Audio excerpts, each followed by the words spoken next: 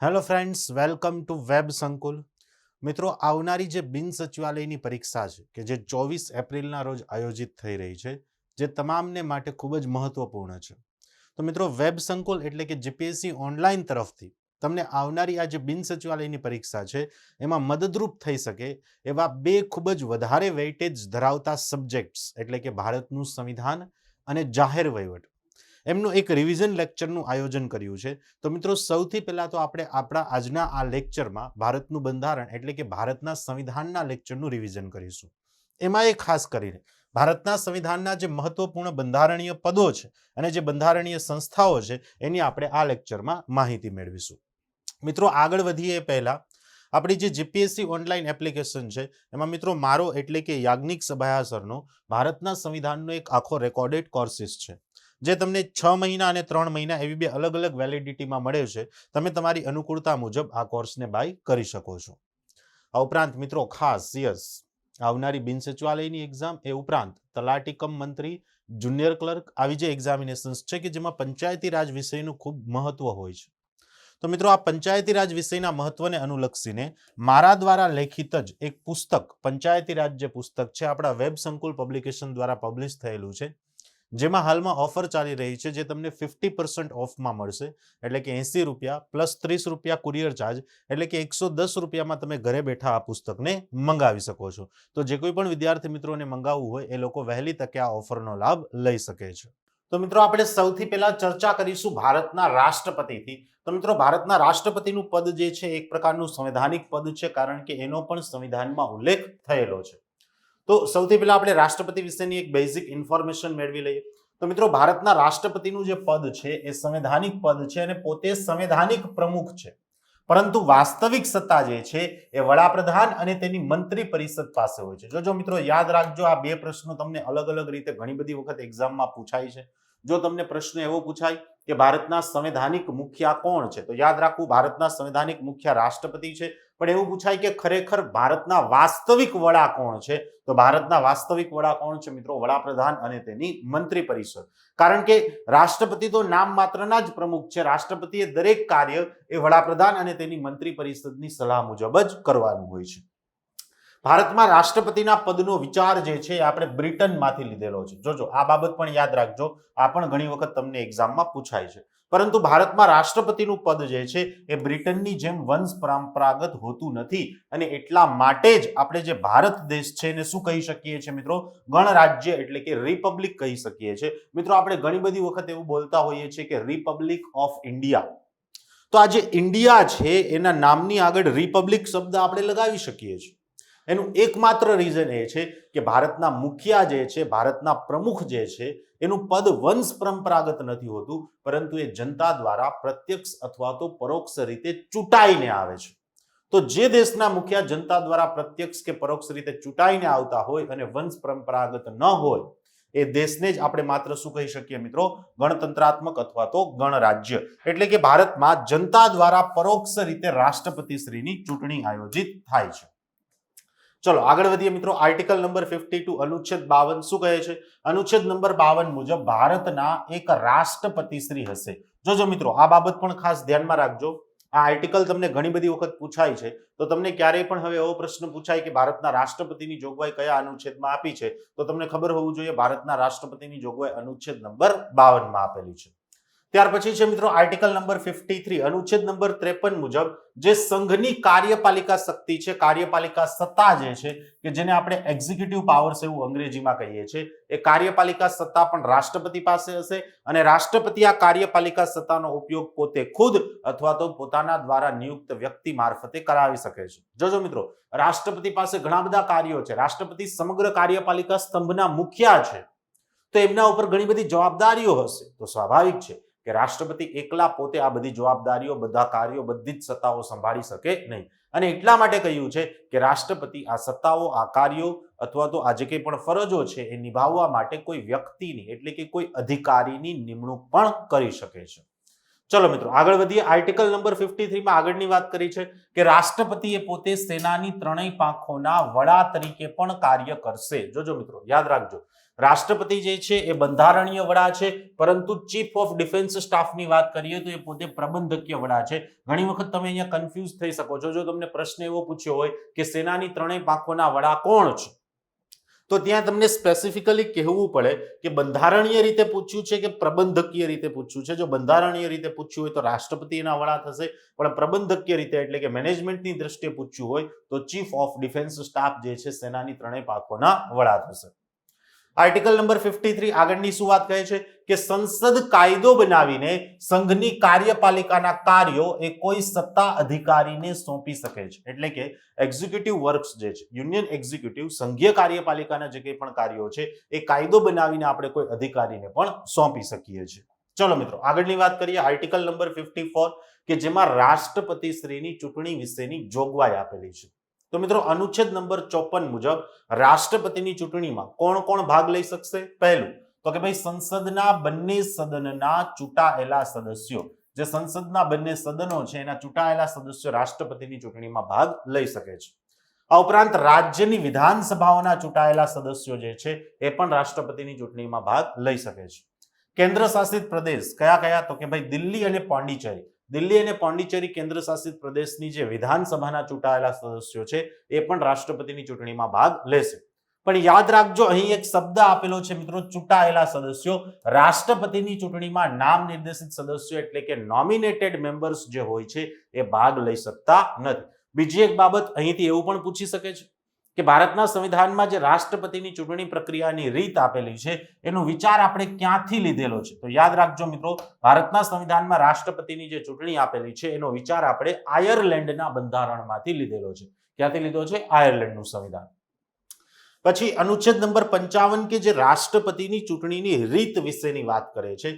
તો મિત્રો અનુચ્છેદ 55 માં એવું કહેવામાં આવ્યું છે કે જ્યાં સુધી શક્ય હોય ત્યાં સુધી, જેટલું શક્ય હોય ત્યાં સુધી રાષ્ટ્રપતિની ચૂંટણીમાં દરેક રાજ્યનું પ્રતિનિધિત્વ એક સમાન જળવાઈ રહે એવો પ્રયત્ન કરવામાં આવશે. એટલે કે ઇક્વલી પ્રોપોર્શનલ જે છે એ જળવાઈ રહે એવી ટ્રાય કરવામાં આવશે. અને આ માટે રાષ્ટ્રપતિની ચૂંટણી જે છે એ આનુપાતિક પ્રતિનિધિત્વ પ્રણાલી કે જેને આપણે પ્રોપોર્શનલ રિપ્રેઝન્ટેશન સિસ્ટમ એવું અંગ્રેજીમાં કહીએ છીએ. જોજો યાદ રાખજો, કારણ કે ઘણી વખત તમને એક્ઝામિનેશન્સમાં અંગ્રેજીમાં પણ પૂછી શકે છે. પ્રોપોર્શનલ રિપ્રેઝન્ટેશન સિસ્ટમ કે જેને ગુજરાતીમાં આનુપાતિક પ્રતિનિધિત્વ પ્રણાલી એવું કહીએ છીએ. અને રાષ્ટ્રપતિની ચૂંટણીમાં જે મત ગણતરી છે એ એકલ સંક્રમણીય મતદાન પદ્ધતિ દ્વારા થશે કે જેને અંગ્રેજીમાં આપણે સિંગલ ટ્રાન્સફરેબલ વોટિંગ સિસ્ટમ એવું કહીએ છીએ. હવે જોજો, ઘણા લોકો અનુચ્છેદ નંબર 54 અને અનુચ્છેદ નંબર 55 માં કન્ફ્યુઝ થશે. જો પ્રશ્ન એવો પૂછાય કે રાષ્ટ્રપતિની ચૂંટણી વિશેની જોગવાઈ કયા અનુચ્છેદમાં આપી છે, તો એનો જવાબ આવે અનુચ્છેદ 54. પણ પ્રશ્ન એવો પૂછાય કે રાષ્ટ્રપતિની ચૂંટણી પ્રક્રિયાની રીત વિશેની જોગવાઈ, ટાઈપ વિશેની જોગવાઈ કયા અનુચ્છેદમાં આપી છે, તો એનો જવાબ આવશે મિત્રો આર્ટિકલ નંબર 55 એટલે કે અનુચ્છેદ 55. હવે રાષ્ટ્રપતિની ચૂંટણી પ્રક્રિયા માટેની પ્રોસિજર શું છે? તો મિત્રો કોઈ પણ સદસ્ય રાષ્ટ્રપતિની ચૂંટણીમાં નોમિનેશન કરાવવું હોય, નામ નિર્દેશિત થવું હોય, તો એના માટે સંસદના બંનેમાંથી કોઈ પણ એક સદનના ઓછામાં ઓછા 50 સદસ્યોએ રાષ્ટ્રપતિના નોમિનેશન માટેનો પ્રસ્તાવ રજૂ કરવો જરૂરી છે. 50 સદસ્યો સૌથી પહેલા તો નામને નોમિનેટ કરશે. આ 50 સદસ્યો રાષ્ટ્રપતિ તરીકે ચૂંટાવા માટે કોઈ વ્યક્તિનું નામ નોમિનેટ કરે, પછી બીજા 50 સદસ્યોએ આ પ્રસ્તાવને સમર્થન આપવું પડશે, એટલે કે ટેકો આપવો પડશે. એટલે કે 50 સદસ્યો પ્રસ્તાવને રજૂ કરવા વાળા હોવા જોઈએ અને 50 સદસ્યો ત્યાર પછી એ પ્રસ્તાવને ટેકો આપવા વાળા હોવા જોઈએ. અને આ ચૂંટણી માટે સિક્યોરિટી ડિપોઝિટ તરીકે એ વ્યક્તિએ 15,000 રૂપિયા જમા કરાવવા પડશે. અને જો એ રાષ્ટ્રપતિની ચૂંટણીમાંથી કુલ માન્ય મતોના 1/6 એટલે કે 1/6 મતો પણ ન મેળવી શકે તો તેમની ડિપોઝિટ જપ્ત થઈ જશે. એટલે કે આ 15,000 રૂપિયા એમને પાછા રિટર્ન મળશે નહીં. હવે રાષ્ટ્રપતિની ચૂંટણીમાં આપણે કીધું એમ કે ભાઈ વિધાનસભાના ચૂંટાયેલા સદસ્યો પણ ભાગ લઈ શકે છે અને સંસદ સદસ્યો પણ ભાગ લઈ શકે છે. તો આ બંને માટે મતનું મૂલ્ય કઈ રીતે નક્કી થશે? તો મિત્રો બંને માટે અલગ અલગ ફોર્મ્યુલા છે અને યાદ રાખજો, ઘણી બધી વખત એક્ઝામમાં તમને આ ફોર્મ્યુલા પૂછાયેલી પણ છે. સૌથી પહેલા આપણે વાત કરીએ મિત્રો વિધાનસભાના એક ચૂંટાયેલા સદસ્યનું રાષ્ટ્રપતિની ચૂંટણીમાં મતનું મૂલ્ય. તો મિત્રો વિધાનસભાના સદસ્યના મતનું મૂલ્ય શોધવું હોય તો એના માટેનું ફોર્મ્યુલા એ છે કે સૌથી પહેલા અંશમાં આપણે રાજ્યની કુલ જનસંખ્યા લખી દેવાની. ધારો કે આપણે ગુજરાત રાજ્યની વિધાનસભાના એક સદસ્યનું રાષ્ટ્રપતિની ચૂંટણીમાં મતનું મૂલ્ય શોધીએ છીએ તો સૌથી પહેલા ઉપર ગુજરાત રાજ્યની જનસંખ્યા, એના નીચે છેદમાં વિધાનસભાના ચૂંટાયેલા સદસ્યો એને ગુણ્યા 1000. આ રીતે જે છે આપણે રાષ્ટ્રપતિની ચૂંટણીમાં વિધાનસભાના એક સદસ્યના મતનું મૂલ્ય શોધી શકીએ છીએ. હવે સંસદ સદસ્યના એક મતનું મૂલ્ય કઈ રીતે શોધવું? તો મિત્રો અહીં આપણને જે ઉપરના ફોર્મ્યુલા દ્વારા વેલ્યુ મળી છે, ધારો કે વેલ્યુ x છે. હવે આ એક સદસ્યની વેલ્યુ છે ને, જો આપણે સમગ્ર ગુજરાતની વેલ્યુ શોધવી હોય તો એને 181 વડે આપણે ગુણી દેવી પડે. 181 ગુણ્યા x, તો આ સમગ્ર ગુજરાતની વિધાનસભાના સદસ્યોનું રાષ્ટ્રપતિની ચૂંટણીમાં મતના મૂલ્યનો સરવાળો મળ્યો આપણને. તો આ જ રીતે આપણને દરેક રાજ્યનું મળે કે નહીં ભાઈ? આપણે જે રીતે ગુજરાતનું મેળવ્યું એ રીતે મહારાષ્ટ્રનું મળે, રાજસ્થાનનું મળે, તમિલનાડુનું મળે, કેરળનું મળે. તો આ દરેક રાજ્યની જે કંઈ પણ વિધાનસભાના સદસ્યો છે એના મતના મૂલ્યનો સરવાળો કરી એને આપણે અંશમાં મૂકવાનો અને એના છેદમાં સંસદના તમામ ચૂંટાયેલા સદસ્યોની સંખ્યા લખવાની. જોજો, માત્ર ચૂંટાયેલા. તો આ રીતે આપણને જે મતનું મૂલ્ય મળશે એ કયું હશે? એક સંસદ સદસ્યનું રાષ્ટ્રપતિની ચૂંટણીમાં મતનું મૂલ્ય. હવે વાત કરીએ મિત્રો રાષ્ટ્રપતિના કાર્યકાળ વિશેની. તો રાષ્ટ્રપતિના કાર્યકાળ વિશે આર્ટિકલ 56 માં જોગવાઈ આપી છે. તો અનુચ્છેદ નંબર 56 મુજબ રાષ્ટ્રપતિનો કાર્યકાળ જે છે 5 વર્ષનો રહેશે, પરંતુ તે 5 વર્ષ પહેલા પણ પોતાના પદ ઉપરથી રાજીનામું આપીને પોતાનું પદ છોડી શકે છે. એટલે કે સામાન્ય રીતે કાર્યકાળ 5 વર્ષનો હોય છે, પણ 5 વર્ષ પહેલા પણ એ પોતે રાજીનામું આપીને પોતાનું પદ છોડી શકે છે. અને 5 વર્ષ પૂર્ણ થઈ જાય તો પણ જ્યાં સુધી નવા રાષ્ટ્રપતિની ચૂંટણી પૂર્ણ ન થઈ જાય ત્યાં સુધી રાષ્ટ્રપતિ જે છે પોતાનું પદ જાળવી રાખશે. એવું જરૂરી નથી કે ભાઈ 5 વર્ષ પૂરા થઈ ગયા એટલે તરત જ એમને પોતાનું પદ છોડી દેવાનું. બંધારણનું ઉલ્લંઘન કરવા બદલ રાષ્ટ્રપતિને અનુચ્છેદ 61 મુજબ મહાભિયોગની પ્રક્રિયા દ્વારા પણ તેમના પદ ઉપરથી હટાવી શકાય છે. તો જો રાષ્ટ્રપતિનું પદ અલગ અલગ 3 કિસ્સામાં ખાલી પડે, પહેલું પોતે રાજીનામું આપી દે, બીજું 5 વર્ષનો પોતાનો કાર્યકાળ પૂર્ણ થઈ જાય, અને ત્રીજું સંસદ દ્વારા મહાભિયોગનો પ્રસ્તાવ લાવીને જો એને એના પદ ઉપરથી હટાવવામાં આવે તો. હવે રાષ્ટ્રપતિ તરીકે નિયુક્ત થવા માટેની લાયકાતો શું છે? તો મિત્રો રાષ્ટ્રપતિ તરીકે નિયુક્ત થવા માટેની લાયકાતોની જોગવાઈ આપવામાં આવી છે અનુચ્છેદ નંબર 58 માં. તો આર્ટિકલ નંબર 58 મુજબ સૌથી પહેલી બાબત જે બધા માટે કોમન આવે છે કે રાષ્ટ્રપતિ તરીકે નિયુક્ત થવા માટે તે ભારતના નાગરિક હોવા જોઈએ. તેમની ઓછામાં ઓછી ઉંમર 35 વર્ષની હોવી જોઈએ. જો યાદ રાખજો, ઘણીવાર આવા પ્રશ્નો પણ પૂછાય છે કે કયા પદ ઉપર નિયુક્ત થવા માટે ઓછામાં ઓછી ઉંમર કેટલી હોવી જોઈએ.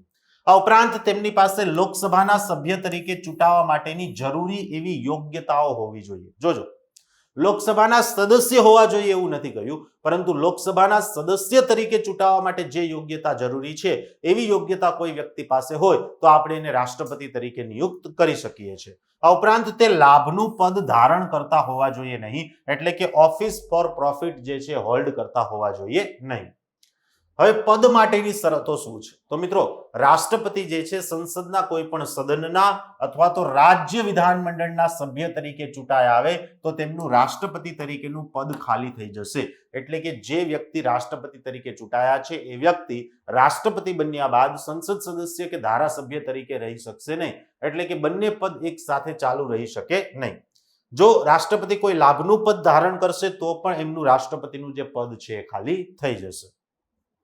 હવે પોતે શપથ કોની પાસેથી લેશે? તો મિત્રો આર્ટિકલ નંબર 60 અનુચ્છેદ 60 માં રાષ્ટ્રપતિની શપથ વિશેની જોગવાઈ છે. તો દરેક રાષ્ટ્રપતિ એ સર્વોચ્ચ અદાલતના મુખ્ય ન્યાયાધીશ અથવા તો તેની ગેરહાજરીમાં વરિષ્ઠ ન્યાયાધીશ સમક્ષ શપથ ગ્રહણ કરે છે. મિત્રો રાષ્ટ્રપતિએ પોતાના પદ માટેની શપથ કોની પાસે લેવાની હોય છે? સુપ્રીમ કોર્ટના મુખ્ય ન્યાયાધીશ પાસે. જોજો, અહીં મેં તમને ચાર્ટ એટલા માટે આપ્યો છે કારણ કે અહીં ઘણા બધા લોકો ભૂલ કરતા હોય છે.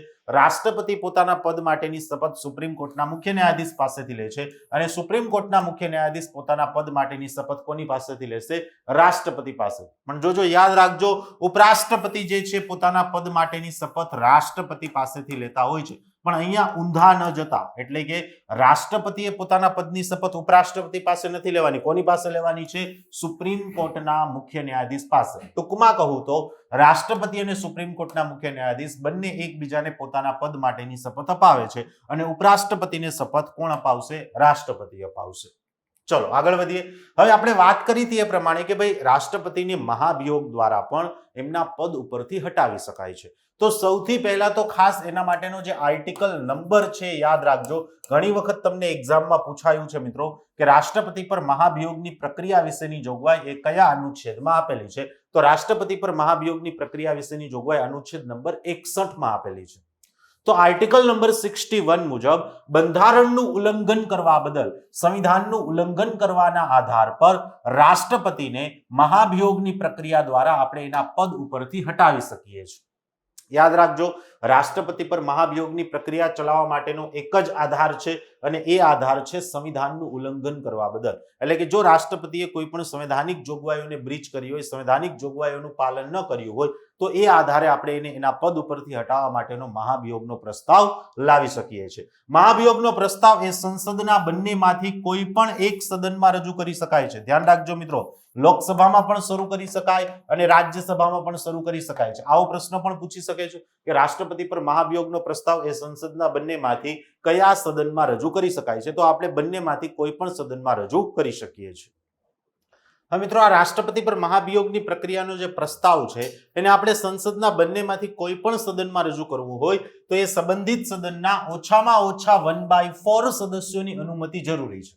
હવે જોજો, ઘણી વખત તમને એક્ઝામમાં એવું પણ કહી દે કે ભાઈ 25% સદસ્યોની બહુમતી જરૂરી છે અથવા તો અનુમતિ જરૂરી છે, તો એ પણ સાચું જ થાય મિત્રો, કારણ કે 1/4 એટલે કેટલા થશે?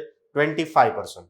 ઓકે, જો 1/4 સદસ્યો આવો પ્રસ્તાવ રજૂ કરવાની મંજૂરી આપી દે તો પછી હવે આ મહાભિયોગનો પ્રસ્તાવ રજૂ કરવા માટે 14 દિવસ અગાઉ રાષ્ટ્રપતિને પૂર્વ સૂચના આપવી પડશે. જોજો, આ બાબત ખાસ ધ્યાનમાં રાખજો મિત્રો. અને આ 14 દિવસ અગાઉ એટલા માટે સૂચના આપવામાં આવે છે કે જો રાષ્ટ્રપતિએ આ મહાભિયોગના પ્રસ્તાવ સંદર્ભે કંઈ પણ એક્સપ્લેનેશન આપવું હોય, પોતાનો બચાવ પક્ષ રજૂ કરવો હોય, તો એ સંસદ સમક્ષ પોતાનો બચાવ પક્ષ રજૂ કરી શકે, અથવા તો પોતે સામેથી રાજીનામું આપવું છે તો પોતે સામેથી પણ રાજીનામું આપી શકે છે.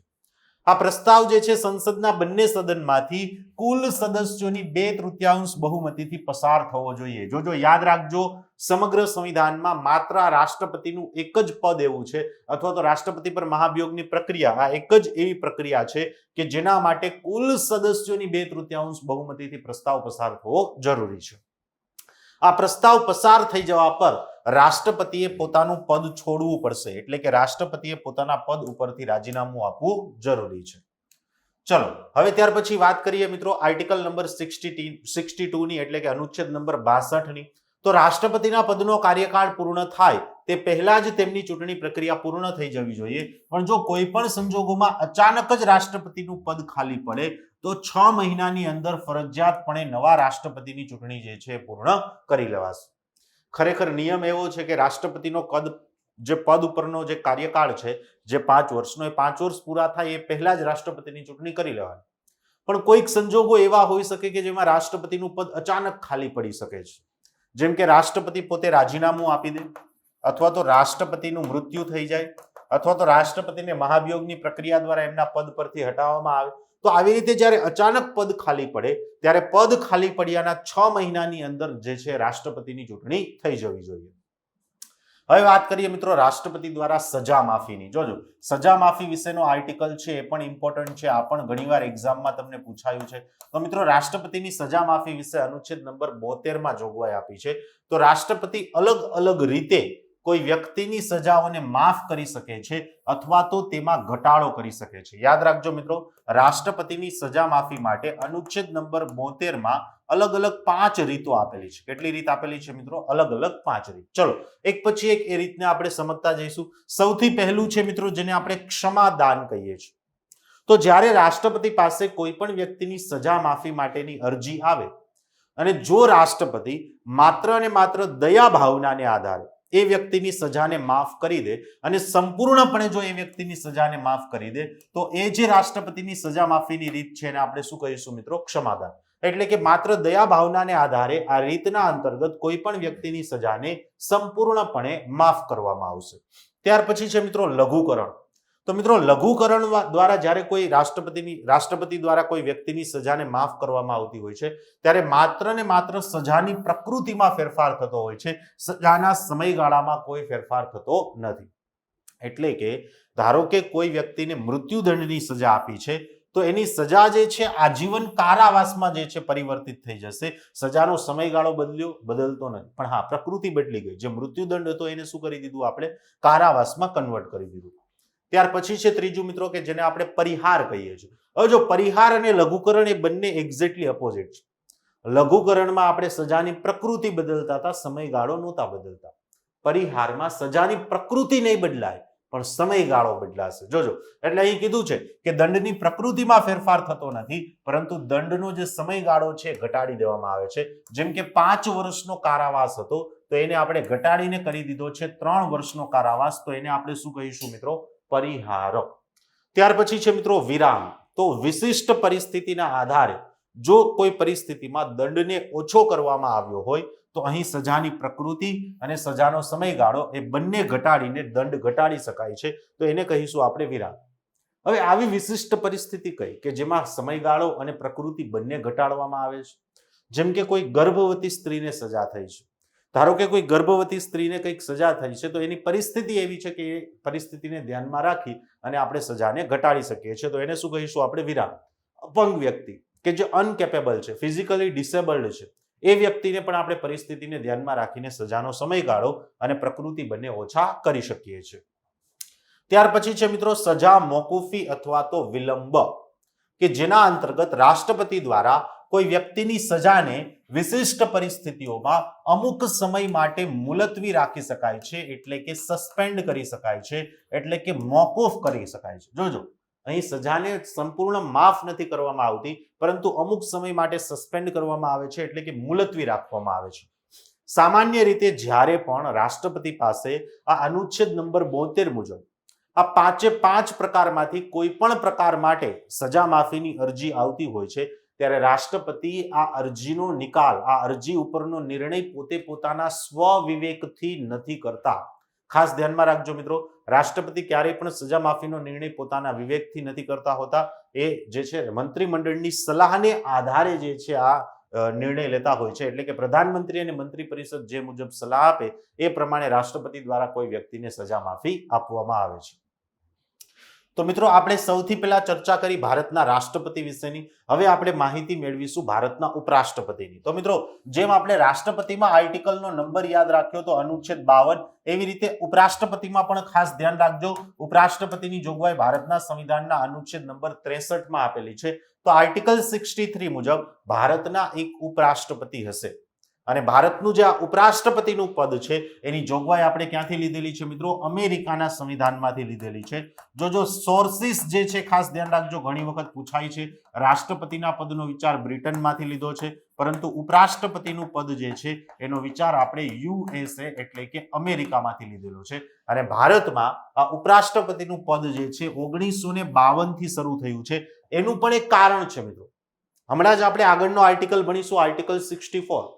અનુચ્છેદ 64 મુજબ ભારતના ઉપરાષ્ટ્રપતિ એ રાજ્યસભાના પદેન સભાપતિ તરીકે કાર્ય કરે છે, એટલે કે by default ex officio chairman of Rajya Sabha તરીકે કાર્ય કરે છે. તો રાજ્યસભાનું અસ્તિત્વ જ 1952 માં આવ્યું. તો સ્વાભાવિક છે કે રાજ્યસભાના એ સભાપતિ એટલે કે ઉપરાષ્ટ્રપતિના પદની શરૂઆત પણ કયા વર્ષથી થઈ છે મિત્રો? 1952 થી. જો મેં કહ્યું તો એમ આર્ટિકલ 64 શું કહે છે કે ઉપરાષ્ટ્રપતિ એ હોદ્દાની રૂએ રાજ્યસભાના સભાપતિ તરીકે કાર્ય કરશે. હવે જો ક્યારેક તમને ક્વેશ્ચન એવો પણ પૂછી શકે કે ભાઈ ભારતના ઉપરાષ્ટ્રપતિને કેટલું વેતન આપવામાં આવે છે, તો ધ્યાન રાખજો મિત્રો, ભારતના ઉપરાષ્ટ્રપતિને ઉપરાષ્ટ્રપતિ તરીકેનું વેતન આપવામાં નથી આવતું, પરંતુ એમને રાજ્યસભાના સભાપતિ તરીકેના વેતન ભથ્થાઓ પ્રાપ્ત થાય છે.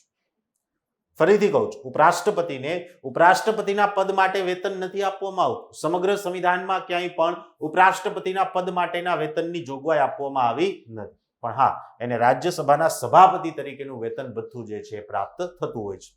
અને જ્યારે ઉપરાષ્ટ્રપતિ રાષ્ટ્રપતિ તરીકે કાર્ય કરતા હોય ત્યારે એમને રાષ્ટ્રપતિના પદ માટેના વેતન અને ભથ્થાઓ પ્રાપ્ત થતા હોય છે. યાદ રાખજો, 2 મહિના 3 મહિના 4 મહિના જેટલો સમય રાષ્ટ્રપતિના પદ ઉપર કામ કરે રાષ્ટ્રપતિ તરીકે, એટલો સમય એને રાષ્ટ્રપતિ તરીકેના વેતન, ભથ્થા, સત્તાઓ વગેરે વસ્તુઓ પ્રાપ્ત થશે.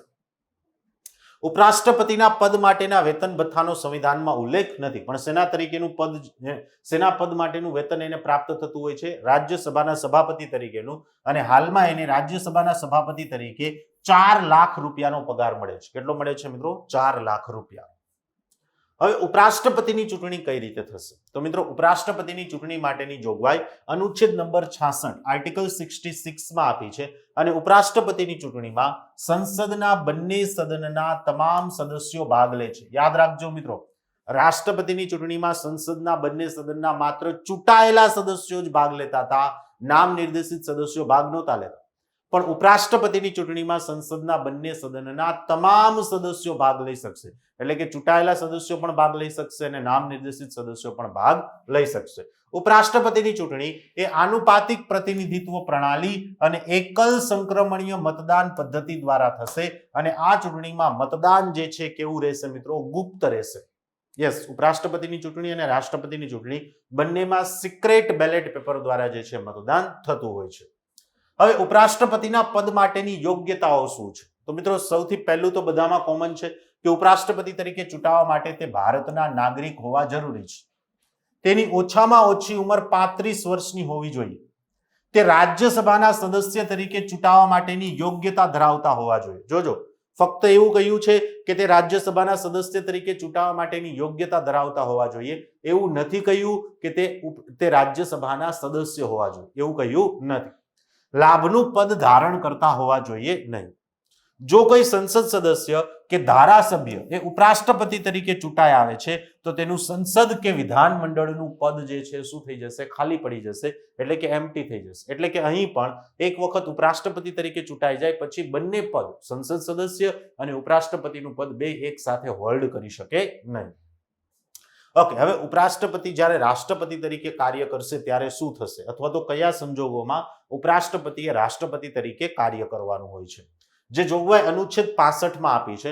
તો મિત્રો અનુચ્છેદ 65 મુજબ જ્યારે રાષ્ટ્રપતિ શ્રીનું અચાનક મૃત્યુ થાય, પોતે રાજીનામું આપી દે અથવા તો તેમના પદ ઉપરથી તેમને મહાભિયોગની પ્રક્રિયા દ્વારા દૂર કરવામાં આવે, તો આવી અચાનક પરિસ્થિતિઓ કે જેમાં રાષ્ટ્રપતિનું પદ ખાલી પડે છે તેવી પરિસ્થિતિમાં ઉપરાષ્ટ્રપતિ જે છે રાષ્ટ્રપતિ તરીકે કાર્ય કરશે.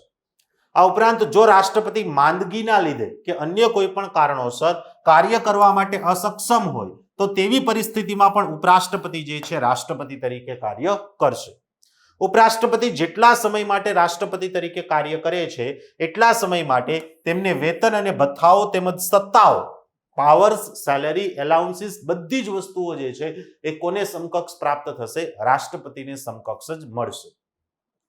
હવે ઉપરાષ્ટ્રપતિનો કાર્યકાળ કેટલો રહેશે? તો મિત્રો રાષ્ટ્રપતિની જેમ જ ઉપરાષ્ટ્રપતિ જે છે એમનો કાર્યકાળ પણ 5 વર્ષનો જ હોય છે, પરંતુ 5 વર્ષ પહેલા પણ ઉપરાષ્ટ્રપતિ પોતે પોતાના પદ ઉપરથી રાજીનામું આપી અને પોતાનું પદ છોડી શકે છે. તો પછી ઉપરાષ્ટ્રપતિએ પોતાનું રાજીનામું કોને આપવાનું છે? યાદ રાખજો મિત્રો, ઉપરાષ્ટ્રપતિ જે છે પોતાનું પદ ઉપરથી રાજીનામું રાષ્ટ્રપતિને આપશે. કોને આપશે? રાષ્ટ્રપતિને.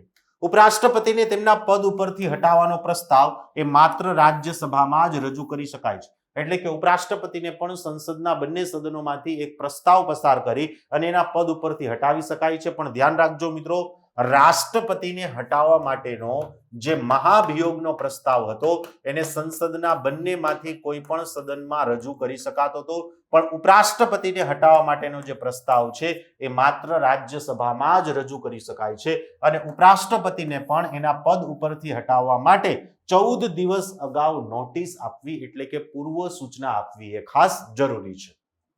ઓકે, રાજ્યસભા આ પ્રસ્તાવ પસાર કરી દે ત્યારબાદ એ પ્રસ્તાવ લોકસભાને મોકલવામાં આવે છે અને બંને સદનોમાંથી આ પ્રસ્તાવ સામાન્ય બહુમતીથી પસાર થવો એ ખાસ જરૂરી છે. પ્રસ્તાવ પસાર બંને સદનમાંથી કરવાનો છે, પણ રજૂ માત્ર ક્યાં કરી શકાશે? રજૂ માત્ર રાજ્યસભામાં જ કરી શકાશે. રાજ્યસભા પસાર કરી દે પછી લોકસભાને મોકલીશું અને બંને સદન સામાન્ય બહુમતીથી પ્રસ્તાવ પસાર કરી દે તો ઉપરાષ્ટ્રપતિ પોતાનું પદ છોડી દેશે. સામાન્ય રીતે ઉપરાષ્ટ્રપતિ એ 5 વર્ષના કાર્યકાળ સુધી પોતાનું પદ ધારણ કરે છે, પરંતુ જ્યાં સુધી નવા રાષ્ટ્રપતિની ચૂંટણી ન થઈ જાય ત્યાં સુધી ઉપરાષ્ટ્રપતિ પોતાનું પદ જાળવી રાખશે, એટલે કે પોતાનું પદ ધારણ કરી રાખશે.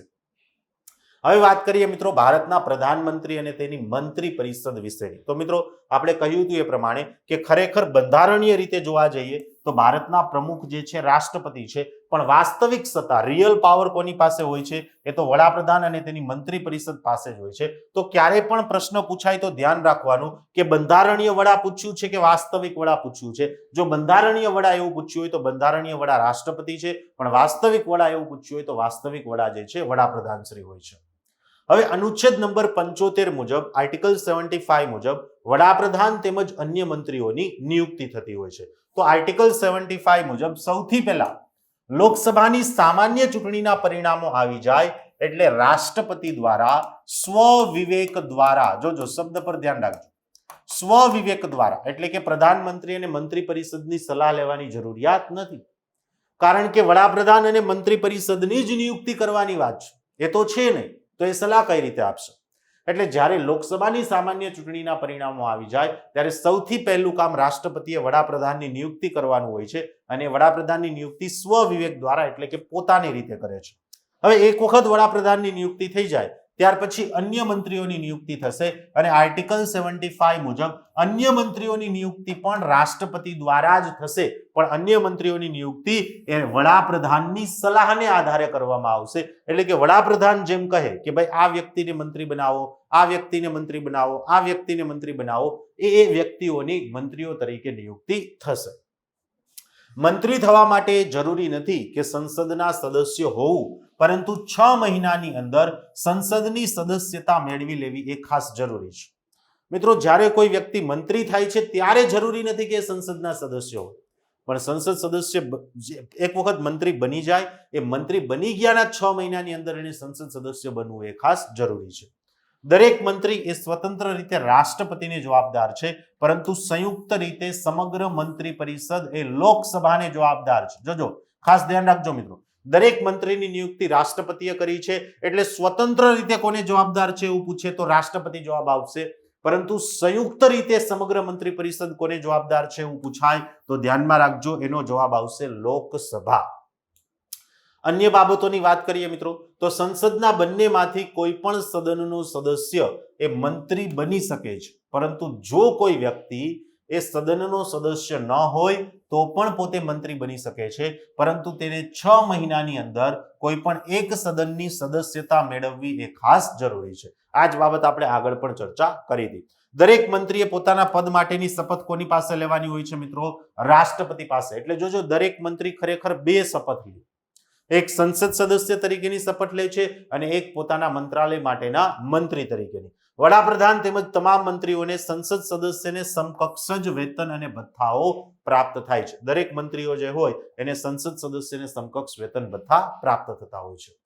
ઓકે, આ જ બાબત જે છે અહીંયા તમને મંત્રીઓ સ્વતંત્ર રીતે કોને જવાબદાર છે અને સંયુક્ત રીતે કોને જવાબદાર છે એ ચાર્ટ રૂપે આપેલી છે. તો આપણે આગળ વાત કરી હતી એમ કે દરેક મંત્રી સ્વતંત્ર રીતે રાષ્ટ્રપતિને જવાબદાર છે, પરંતુ સમગ્ર મંત્રી પરિષદ જે છે સંયુક્ત રીતે લોકસભાને જવાબદાર હોય છે, કારણ કે લોકસભામાં એ સંબંધિત પક્ષ પાસે બહુમતી હોવી એ ખાસ જરૂરી છે. હવે વાત કરીએ મિત્રો વિશ્વાસ મતના પ્રસ્તાવની અને અવિશ્વાસ મતના પ્રસ્તાવની. જોજો, જે સમગ્ર મંત્રી પરિષદ લોકસભાને જવાબદાર છે એનો મતલબ એવો છે કે એમની પાસે લોકસભામાં બહુમતી હોવી જોઈએ. હવે લોકસભામાં બહુમતી સાબિત કઈ રીતે કરીશું? તો મિત્રો એના માટે છે વિશ્વાસ મતનો પ્રસ્તાવ.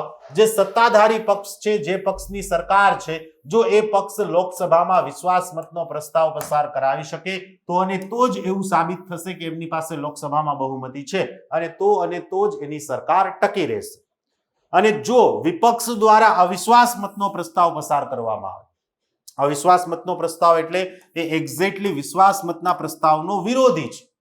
વિશ્વાસ મતનો પ્રસ્તાવ એ સદનમાં એવું સાબિત કરે છે કે સત્તાધારી પક્ષ પાસે બહુમતી છે, તો અવિશ્વાસ મતનો પ્રસ્તાવ એ સદનમાં એવું સાબિત કરે છે કે હવે સત્તાધારી પક્ષ પાસે લોકસભામાં બહુમતી રહી નથી. તો જો વિપક્ષ દ્વારા અવિશ્વાસ મતનો પ્રસ્તાવ પસાર કરવામાં આવે અને પ્રસ્તાવ પસાર થઈ જાય તો એવું સાબિત થાય છે કે એમની પાસે લોકસભામાં બહુમતી નથી. તો જે સત્તાધારી પક્ષની જે સરકાર છે શું થઈ જશે? પડી જશે. હવે વાત કરીએ મિત્રો મંત્રીઓની શપથ વિશેની. તો દરેક મંત્રીઓ એ પોતાના પદ માટે રાષ્ટ્રપતિ સમક્ષ જે છે શપથ લેશે. દરેક મંત્રીઓએ પોતાના પદ માટેની શપથ કોની પાસે લેવાની છે મિત્રો? રાષ્ટ્રપતિ સમક્ષ જે છે પોતાના પદ માટેની શપથો લેશે. આ જ બાબત જે છે આપણે આગળ પણ ચર્ચા કરી હતી. હવે મિત્રો બે શબ્દો છે મંત્રીમંડળ અને મંત્રી પરિષદ કે જે ઘણી બધી વખત તમારી નજર સમક્ષ આવ્યા હોય, સાંભળવામાં આવ્યા હોય, તો ઘણા લોકોને આની ખબર નથી હોતી.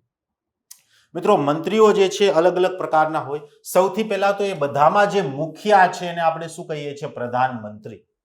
પ્રધાનમંત્રી પણ એક પ્રકારના મંત્રી જ છે, પણ એ આ બધાના મુખ્ય છે એટલે શું નામ આપ્યું આપણે એને? પ્રધાનમંત્રી. મિત્રો એની નીચે દરેક મંત્રાલય માટે એક ઉચ્ચ કક્ષાના મંત્રી હશે. જોજો શબ્દ પર ધ્યાન રાખજો. દરેક મંત્રાલય માટે એક ઉચ્ચ કક્ષાના મંત્રી હશે કે જેને આપણે કેબિનેટ મંત્રી કહીએ છીએ. હવે મિત્રો ઘણા મંત્રાલય એવા હોઈ શકે કે જેમાં કામનું ભાર વધારે છે, જેમ કે નાણાં મંત્રાલય, કૃષિ મંત્રાલય, વિદેશ મંત્રાલય અથવા તો માર્ગ અને પરિવહન મંત્રાલય.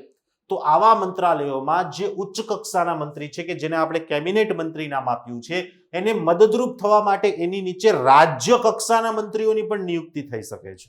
તો એની નીચે શું હશે મિત્રો? રાજ્ય કક્ષાના મંત્રીઓ હશે. જરૂરી નથી કે બે જ હોય. અહીં મેં સમજ માટે બે દર્શાવ્યા છે. એક પણ હોઈ શકે, બે પણ હોઈ શકે, ત્રણ પણ હોઈ શકે, અથવા તો ન પણ હોય. કારણ કે એના કાર્યભાર ઉપર ડિપેન્ડ કરે છે કે એ મંત્રાલયમાં કેટલો કાર્યનો ભાર છે. બરાબર છે? તો આ રીતે પ્રધાનમંત્રી અને કેબિનેટ કક્ષાના મંત્રીઓને મળીને બનીને જે એક સમૂહ બને છે એને જ માત્ર આપણે શું કહી શકીએ ભાઈ? મંત્રીમંડળ એટલે કે કેબિનેટ. જ્યારે બધા જ પ્રકારના મંત્રીઓને મળીને જે એક સમૂહ બનતો હોય એને આપણે શું કહી શકીએ? મંત્રી પરિષદ એટલે કે કાઉન્સિલ ઓફ મિનિસ્ટર. એટલે કે કેબિનેટમાં આ રાજ્ય કક્ષાના મંત્રીઓનો સમાવેશ થતો નથી. તો આ બાબત ધ્યાન રાખજો મિત્રો. જ્યારે પણ પ્રધાનમંત્રી એવું કહે છે કે ભાઈ હું કેબિનેટની બેઠક બોલાવું છું, ત્યારે આ રાજ્ય કક્ષાના મંત્રીઓ એ કેબિનેટની બેઠકમાં ભાગ લઈ શકે નહીં. મિત્રો ત્યાર પછી આપણે વાત કરીએ 91માં બંધારણીય સુધારાની. તો મિત્રો 91મો બંધારણીય સુધારો એ ખૂબ જ ઉપયોગી છે. ખાસ ધ્યાનમાં રાખજો, ઘણી બધી વખત તમને એક્ઝામમાં પૂછાયો છે. આ એક ઇમ્પોર્ટન્ટ કોન્સ્ટિટ્યુશનલ અમેન્ડમેન્ટ છે. મિત્રો 91માં બંધારણીય સુધારા દ્વારા મંત્રી પરિષદની જે કુલ સદસ્ય સંખ્યા છે એને લોકસભાના સદસ્યોના 15%થી વધુ નહીં તેવી જોગવાઈ કરી દેવામાં આવી. જોજો અહીં વાત કરી રહ્યા છીએ આપણે મંત્રી પરિષદની સદસ્ય સંખ્યાની, મંત્રીમંડળના સદસ્ય નહીં. મતલબ કે પ્રધાનમંત્રી સહિતના જેટલા પણ મંત્રીઓ છે એ લોકસભાના સદસ્યોની સંખ્યાના 15% કરતા વધવા જોઈએ નહીં. મિત્રો આ બાબત ખાસ ધ્યાનમાં રાખજો. અને આ જે છે આપણે જોગવાઈ 91માં બંધારણીય સુધારા દ્વારા કરેલી છે. ત્યાર પછી મિત્રો આપણે ચર્ચા કરીએ ભારતના મહાન્યાયવાદીની એટલે કે એટોર્ની જનરલ ઓફ ઇન્ડિયાની. જો એટોર્ની જનરલ ઓફ ઇન્ડિયા એનો આર્ટિકલ પણ મોસ્ટ ઇમ્પોર્ટન્ટ છે. આ પણ તમને ઘણી બધી વખત એક્ઝામમાં પૂછાય છે. તો રાષ્ટ્રપતિ દ્વારા એક એવા વ્યક્તિની કે જે સુપ્રીમ કોર્ટના ન્યાયાધીશ તરીકે નિયુક્ત થવાની લાયકાત ધરાવે છે તેમની ભારતના મહાન્યાયવાદી તરીકે નિયુક્તિ કરી શકાશે. જોજો ઘણી વખત તમને અંગ્રેજીમાં પણ આપી દે તો તમને ખબર હોવી જોઈએ કે ભાઈ ભારતના મહાન્યાયવાદી એને આપણે અંગ્રેજીમાં એટોર્ની જનરલ ઓફ ઇન્ડિયા એવું કહીએ છીએ, અથવા તો ટૂંકમાં કહીએ તો AGI. હવે આ એટોર્ની જનરલ ઓફ ઇન્ડિયાનું કાર્ય શું છે? તો મિત્રો AGI નું કાર્ય છે એ ભારત સરકારના વકીલ તરીકે કામ કરવાનું. તો જોજો ક્યારેય પણ તમને પ્રશ્ન એવો પૂછાય કે ભાઈ ભારત સરકારના પ્રથમ કાયદાકીય અધિકારી તરીકે કોણ કાર્ય કરે છે? તો એનો જવાબ આવશે ભારતના મહાન્યાયવાદી. અને ભારતના મહાન્યાયવાદી એ પદ એક સંવૈધાનિક પદ છે જેની જોગવાઈ આર્ટિકલ નંબર 76 માં આપી છે. અનુચ્છેદ 76 નો નંબર ખાસ યાદ રાખજો. અને જે વ્યક્તિ પાસે સુપ્રીમ કોર્ટમાં ન્યાયાધીશ તરીકે નિયુક્ત થવાની લાયકાત હોય છે એ વ્યક્તિને આપણે એટોર્ની જનરલ ઓફ ઇન્ડિયા તરીકે નિયુક્ત કરી શકીએ છીએ. મહાન્યાયવાદી એ ભારત સરકારના કાયદા અધિકારી તરીકે કાર્ય કરશે. મેં કીધું એમ જોજો મિત્રો, આપણે આપણા જીવનમાં પણ આપણી પર ઘણા બધા કેસો થતા હોય અથવા આપણે કોઈના પર કેસ કર્યો હોય તો આપણે એક વકીલની જરૂરિયાત પડે છે. તો એવી જ રીતે ભારત સરકાર ઉપર કેસ થયો હોય કે ભારત સરકારે કોઈના પર કેસ કર્યો હોય તો ભારત સરકારને પણ એક વકીલની જરૂરિયાત પડશે. અને ભારત સરકારના વકીલ તરીકે કોણ કાર્ય કરશે મિત્રો? ભારતના મહાન્યાયવાદી. ઓકે, સંવિધાનમાં મહાન્યાયવાદીના કાર્યકાળ વિશે કે પછી તેને હટાવવા વિશેની કોઈ જોગવાઈ આપવામાં આવી નથી. ભારતના સંવિધાનમાં એવી કોઈ જોગવાઈ નથી કે ભાઈ મહાન્યાયવાદીનો કાર્યકાળ કેટલો હશે અથવા તો એને કઈ રીતે હટાવવામાં આવશે. પણ મહાન્યાયવાદી જે છે એ રાષ્ટ્રપતિની ઈચ્છા હોય ત્યાં સુધી પોતાનું પદ જાળવી રાખે છે. યાદ રાખજો મિત્રો, ભારતના મહાન્યાયવાદીનો કાર્યકાળ કોઈ ફિક્સ નથી હોતો. જ્યાં સુધી રાષ્ટ્રપતિની ઈચ્છા હોય, જ્યાં સુધી રાષ્ટ્રપતિની મરજી હોય ત્યાં સુધી મહાન્યાયવાદી પોતાના પદ ઉપર બની રહેશે. હવે મહાન્યાયવાદીનું કાર્ય શું છે અને એના અધિકારો શું હશે? એટલે કે functions and the rights of the attorney general of India. તો મિત્રો ભારતના મહાન્યાયવાદી જે છે એ સરકાર તરફથી કોઈ પણ કેસમાં પોતાનો પક્ષ રજૂ કરે છે. અને આ માટે મહાન્યાયવાદીને દેશની કોઈ પણ વડી અદાલતમાં અથવા તો સર્વોચ્ચ અદાલતમાં અથવા કોઈ પણ તાબાની અદાલતમાં કોઈ પણ કેસ બાબતે દલીલ કરવાનો, સુનાવણી કરવાનો એટલે કે કેસમાં ભાગ લેવાનો અધિકાર છે. સ્વાભાવિક છે મિત્રો, કારણ કે સમગ્ર ભારતમાં ભારત સરકાર ઉપર કોઈ પણ જગ્યાએ કેસ થઈ શકે છે, કોઈ પણ હાઈકોર્ટમાં કેસ થઈ શકે છે અને સુપ્રીમ કોર્ટમાં પણ કેસ થઈ શકે છે. એટલા માટે મહાન્યાયવાદી જે છે સમગ્ર ભારતની કોઈ પણ કોર્ટમાં સુનાવણીનો અધિકાર ધરાવે છે. આ ઉપરાંત એના અધિકારોની વાત કરીએ મિત્રો, તો અધિકારો વિશેની જોગવાઈ અનુચ્છેદ નંબર 88 માં આપી છે. અનુચ્છેદ નંબર 88 મુજબ ભારતના મહાન્યાયવાદીને સંસદના કોઈ પણ સદનમાં તેમજ તેમની સંયુક્ત બેઠકમાં અને ભાગ લેવાનો અને તેમાં ચર્ચા કરવાનો પણ અધિકાર છે. મિત્રો, ધારો કે સંસદના કોઈ પણ સદનમાં ભારત સરકાર ઉપર ચાલી રહેલા કોઈ પણ કેસ વિશે પ્રશ્ન પૂછવામાં આવ્યો, તો સ્વાભાવિક છે કે પ્રશ્નનો જવાબ આપવા માટે મહાન્યાયવાદીએ પોતે ખુદે સંસદમાં જવું પડશે. તો મહાન્યાયવાદી સંસદના બંનેમાંથી કોઈ પણ સદનમાં બોલી શકે છે, ચર્ચામાં ભાગ લઈ શકે છે, પણ યાદ રાખજો, મહાન્યાયવાદી એ સંસદના બંનેમાંથી એક પણ સદનના સદસ્ય નથી. એટલે મહાન્યાયવાદી જે છે એને સંસદના બંને સદનમાં બોલવાનો અને ચર્ચા કરવાનો અધિકાર છે, પણ મત આપવાનો અધિકાર નથી. એ બાબત ખાસ ધ્યાનમાં રહેવી જોઈએ. આ ઉપરાંત સંસદની કોઈ પણ સમિતિ હોય તો એમાં પણ એ પોતે સભ્ય તરીકે એમની બેઠકમાં અને એમની ચર્ચામાં પણ ભાગ લઈ શકે છે, સંસદની સમિતિઓમાં પણ. ત્યાર પછી વાત કરીએ મિત્રો સોલિસિટર જનરલની. હવે એક વસ્તુ આપણે પહેલા ખાસ સ્પષ્ટ કરી દઈએ મિત્રો કે ભારતના સંવિધાનમાં ક્યાંય પણ સોલિસિટર જનરલના પદનો ઉલ્લેખ આપવામાં આવ્યો નથી. હવે સોલિસિટર જનરલનું કાર્ય પણ એ જ છે કે ભારત સરકારને કાયદાકીય બાબતોમાં સલાહ આપે. પણ મિત્રો, સમગ્ર ભારતમાં ભારત સરકાર ઉપર ઘણા બધા કેસો હોઈ શકે છે, તો એકલા એટોર્ની જનરલ એ બધા જ કેસોમાં પહોંચી વળી શકે નહીં. એટલા માટે એટોર્ની જનરલને મદદરૂપ થવા માટે આપણે સોલિસિટર જનરલનું પદ રાખેલું છે. પણ ફરીથી કહું છું, સોલિસિટર જનરલ એના વિશેની જોગવાઈ ભારતના સંવિધાનમાં ક્યાંય આપી નથી. પણ સોલિસિટર જનરલના પદનો ઉલ્લેખ અને સેવા શરતોની જોગવાઈ જે છે એ કાયદા અધિકારી નિયમાવલી 1987 અંતર્ગત આપવામાં આવી છે. એટલે કે સોલિસિટર જનરલની જે સેવા શરતો છે, એમના કાર્યો જે છે, એનો ઉલ્લેખ ક્યાં આપ્યો છે? કાયદા અધિકારી નિયમાવલી 1987 માં. હાલમાં વાત કરીએ મિત્રો, તો હાલમાં આપણા એટોર્ની જનરલ ઓફ ઇન્ડિયા તરીકે છે કે વેણુગોપાલ અને ભારતના સોલિસિટર જનરલ તરીકે કાર્ય કરી રહ્યા છે તુષાર મહેતા સાહેબ. તો આ બંને જે હાલમાં પદ ઉપર કાર્યરત છે એ પણ ધ્યાનમાં રાખજો, એવું પણ એક્ઝામમાં પૂછી શકાય છે. ત્યાર પછી મિત્રો આપણે ચર્ચા કરીએ સુપ્રીમ કોર્ટ વિશેની. જોજો, ભારતની સર્વોચ્ચ અદાલત વિશેની. તો સૌથી પહેલા તો આપણે ભારતના ન્યાયતંત્રનો ઇતિહાસ જોઈ લઈએ. તો મિત્રો, ભારતમાં અંગ્રેજોના શાસનકાળ દરમિયાન 1773ના રેગ્યુલેટિંગ એક્ટ દ્વારા કલકત્તા ખાતે 1774માં 1774માં એક સુપ્રીમ કોર્ટની સ્થાપના કરવામાં આવી હતી. જોજો, ક્યારે પણ એવો પ્રશ્ન પૂછાય કે ભારતમાં અંગ્રેજ શાસન દરમિયાન ક્યારે, કયા અધિનિયમ હેઠળ અને કઈ જગ્યાએ સુપ્રીમ કોર્ટની સ્થાપના થઈ હતી, તો યાદ રાખજો, અંગ્રેજ શાસન દરમિયાન 1773નો નિયામક ધારો, કે જેને અંગ્રેજીમાં આપણે રેગ્યુલેટિંગ એક્ટ કહીએ છીએ, એ રેગ્યુલેટિંગ એક્ટ અંતર્ગત 1774માં કલકત્તા ખાતે એક સુપ્રીમ કોર્ટની સ્થાપના થઈ હતી, જેના મુખ્ય ન્યાયાધીશ તરીકે કાર્યરત હતા સર એલિજા ઇમ્પે. અને આ મુખ્ય ન્યાયાધીશ ઉપરાંત અન્ય 3 ન્યાયાધીશો પણ હતા મિત્રો, જેના નામ છે હાઇડ, પામિસ્ટર અને ચેમ્બર્સ. તો જો પ્રશ્ન એવો પૂછાય કે જે ભારતની જે પહેલી સર્વોચ્ચ અદાલત હતી એમાં કુલ કેટલા ન્યાયાધીશો હતા, તો એક મુખ્ય ન્યાયાધીશ અને 3 અન્ય ન્યાયાધીશ, એટલે ટોટલ કેટલા ન્યાયાધીશો હતા મિત્રો? કુલ ટોટલ 4 ન્યાયાધીશો એમાં હતા. ત્યારબાદ 1935માં ભારત શાસન અધિનિયમ હેઠળ એક ફેડરલ કોર્ટની સ્થાપના કરવામાં આવી, એટલે કે સંઘીય ન્યાયાલય.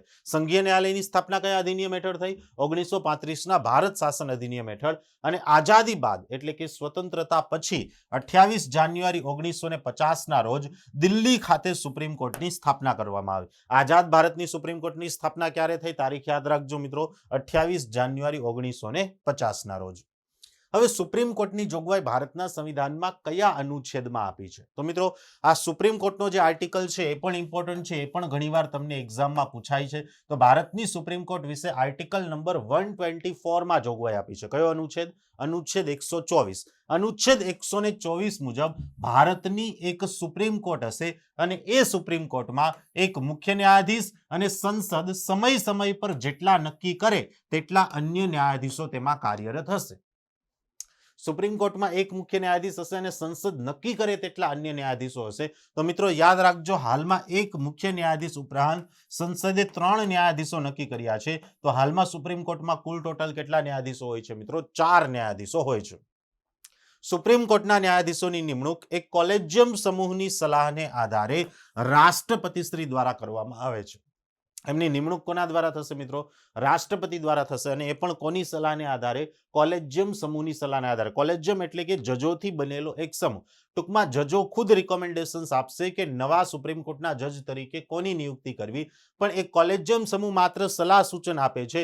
નિયુક્તિ થાય છે કોના દ્વારા? રાષ્ટ્રપતિ દ્વારા. તો ક્યારેય પણ પૂછાય કે સુપ્રીમ કોર્ટના ન્યાયાધીશની નિયુક્તિ કોના દ્વારા થાય છે? તો ખબર હોવી જોઈએ, રાષ્ટ્રપતિ શ્રી દ્વારા થાય છે. અને સુપ્રીમ કોર્ટના ન્યાયાધીશો જે છે એ પોતે રાષ્ટ્રપતિને સંબોધીને રાજીનામું આપી અને પોતાનું પદ છોડી શકે છે. એટલે કે નિયુક્તિ પણ રાષ્ટ્રપતિ દ્વારા થશે અને સુપ્રીમ કોર્ટના ન્યાયાધીશો પોતાના પદ ઉપરથી રાજીનામું પણ કોને આપશે? રાષ્ટ્રપતિને જ આપશે. સંસદના બંને સદનોમાંથી ઉપસ્થિત અને મત આપવાવાળા સદસ્યોના 2/3 બહુમત તેમજ કુલ સદસ્યોનો સામાન્ય બહુમત, એટલે કે આ બેમાંથી જે વધારે હોય એ, કે જેને આપણે એક જ શબ્દમાં કહીએ છીએ વિશિષ્ટ બહુમતી.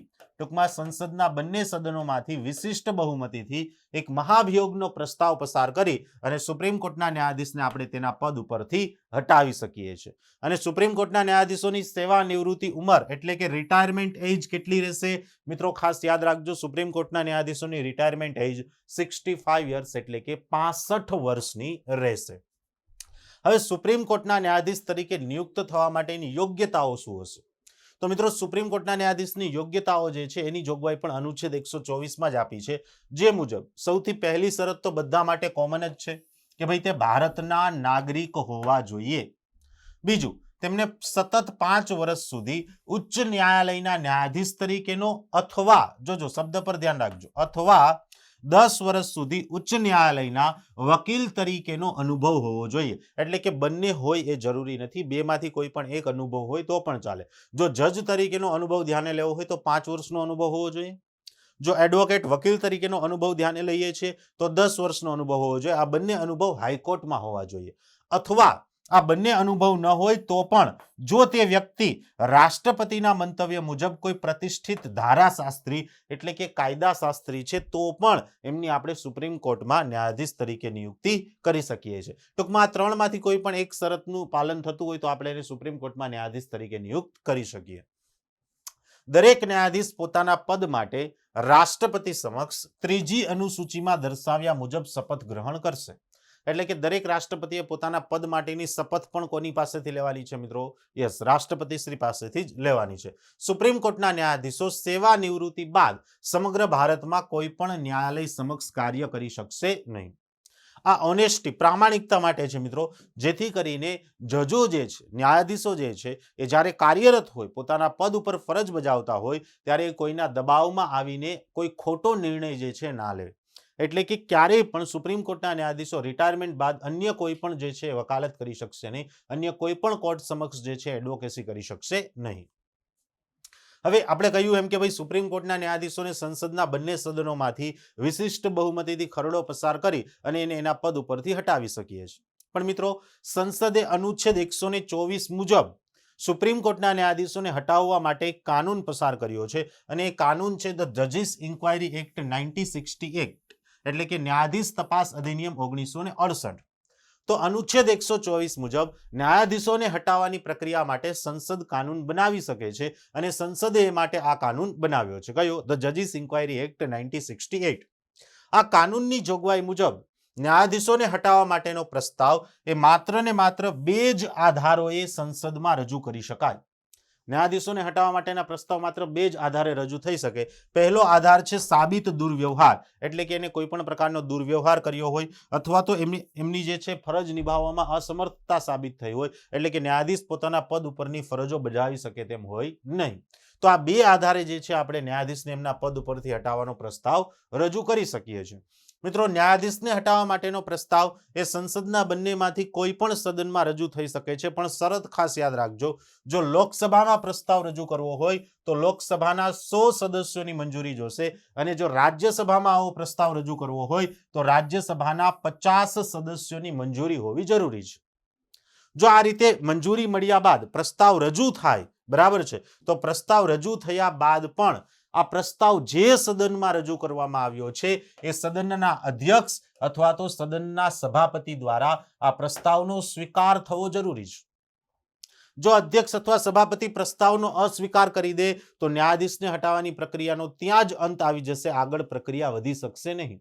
એટલે જો સભાપતિ કે અધ્યક્ષ પ્રસ્તાવનો સ્વીકાર કરે તો જ આગળ કાર્યવાહી થાય, અને આગળના સ્ટેપમાં જો પ્રસ્તાવ સ્વીકાર થઈ જાય તો એ ન્યાયાધીશ ઉપર જે આરોપો લગાવવામાં આવ્યા છે એ આરોપોની તપાસ માટે એક તપાસ સમિતિ એટલે કે એક ઇન્ક્વાયરી કમિટી બેસાડવામાં આવશે, અને આ ઇન્ક્વાયરી કમિટી જે છે એ ન્યાયાધીશ ઉપર લાગેલા આરોપોની તપાસ કરે છે.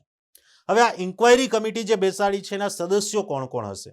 તો કે ભાઈ એક તો પોતે સર્વોચ્ચ ન્યાયાલયના મુખ્ય ન્યાયાધીશ હશે અથવા તો અન્ય કોઈ પણ ન્યાયાધીશ હશે.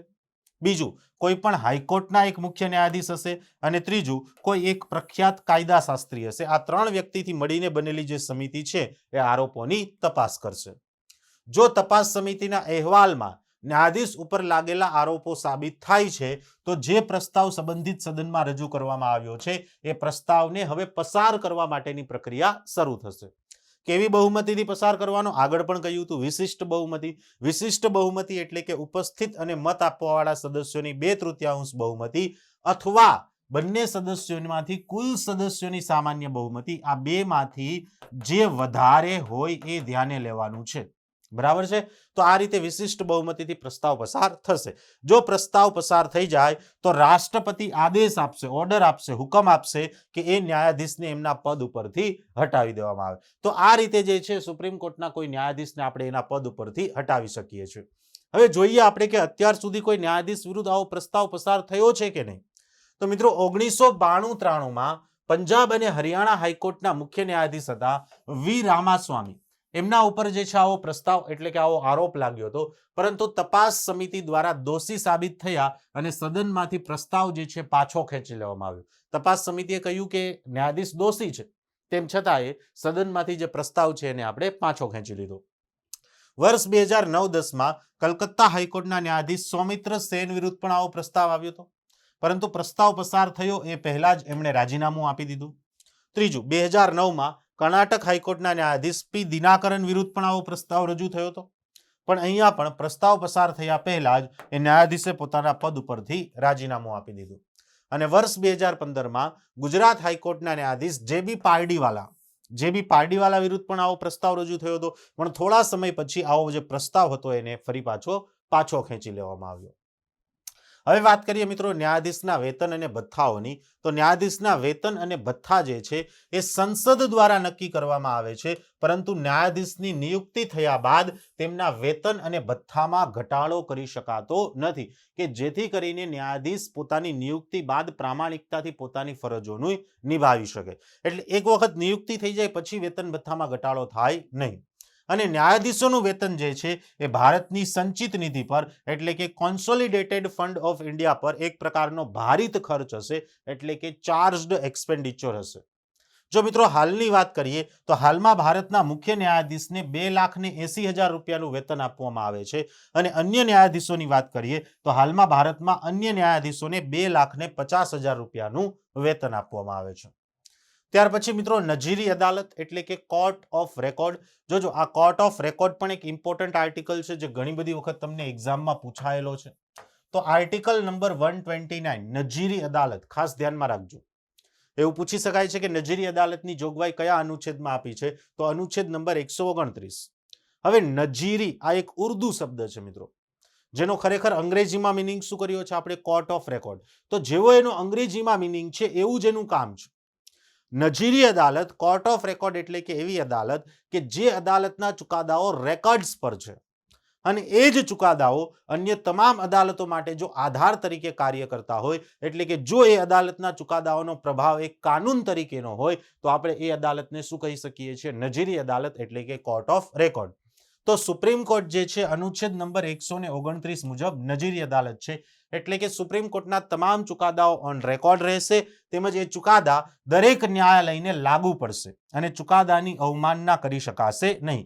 બીજા શબ્દોમાં કહીએ તો આ ચુકાદાઓ એ અન્ય તમામ બાબતો માટે રેફરન્સ તરીકે એટલે કે સંદર્ભ તરીકે ઉપયોગમાં લઈ શકાય છે.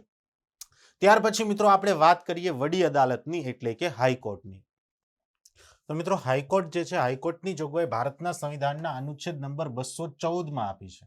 તો જો હાઈકોર્ટ અને સુપ્રીમ કોર્ટના આર્ટિકલ નંબર ખાસ યાદ રાખજો. સુપ્રીમ કોર્ટની જોગવાઈ અનુચ્છેદ નંબર 124 માં અને હાઈકોર્ટ જે છે એની જોગવાઈ અનુચ્છેદ નંબર 214 માં આપેલી છે. તો અનુચ્છેદ 214 મુજબ દરેક રાજ્યમાં એક હાઈકોર્ટ હશે. પણ યાદ રાખજો મિત્રો, 7મા બંધારણીય સુધારા દ્વારા એટલે કે 7th કોન્સ્ટિટ્યુશનલ અમેન્ડમેન્ટ દ્વારા એવી જોગવાઈ કરવામાં આવી છે કે એક જ હાઈકોર્ટને એક કરતા વધુ રાજ્યનો કાર્યભાર આપી શકાય છે. તો મિત્રો આવી જ જોગવાઈ જે છે રાજ્યપાલ માટે પણ થઈ છે. તો 7મો બંધારણીય સુધારો છે, ખૂબ જ ઇમ્પોર્ટન્ટ છે, ઘણી બધી વાર એક્ઝામમાં પૂછાયો છે. 7મા બંધારણીય સુધારા દ્વારા આપણે બે જોગવાઈ કરી છે. પહેલું કે એક જ રાજ્યપાલને એક કરતા વધુ રાજ્યનો કાર્યભાર સોંપવો અને બીજું એક જ હાઈકોર્ટને પણ એક કરતા વધુ રાજ્યનો કાર્યભાર સોંપી શકાય છે. હવે હાઈકોર્ટની સંખ્યાની વાત કરીએ મિત્રો, તો ભારતમાં સૌપ્રથમ 1862માં 1862માં માત્ર 3 જ સ્થળોએ હાઈકોર્ટ હતી. ત્યારબાદ હાલની વાત કરીએ તો હાલમાં સમગ્ર ભારતમાં 25 જેટલી ઉચ્ચ ન્યાયાલયો છે અને છેલ્લે આંધ્રપ્રદેશ રાજ્ય માટે ઉચ્ચ ન્યાયાલયની સ્થાપના થઈ હતી. હવે જે 1862માં 3 જગ્યાએ જે હાઈકોર્ટની સ્થાપના થઈ હતી એ હતા કલકત્તા, મદ્રાસ અને મુંબઈ. તો યાદ રાખજો, ભારતની પ્રથમ 3 હાઈકોર્ટ હતી મુંબઈ, મદ્રાસ અને કલકત્તા. હાલમાં પૂછે તો હાલમાં 25 હાઈકોર્ટ અને સૌથી છેલ્લે આંધ્રપ્રદેશ રાજ્યની હાઈકોર્ટની સ્થાપના થઈ હતી. મિત્રો જે રીતે આપણે સુપ્રીમ કોર્ટમાં ભણ્યા હતા કે ભાઈ સુપ્રીમ કોર્ટ એક નજીરી અદાલત છે, એ જ રીતે હાઈકોર્ટ પણ એક નજીરી અદાલત છે. તો જોજો આનો આર્ટિકલ નંબર પણ યાદ રાખવાનો છે. સુપ્રીમ કોર્ટમાં આપણે ભણ્યા હતા અનુચ્છેદ 129 મુજબ સુપ્રીમ કોર્ટ નજીરી અદાલત છે.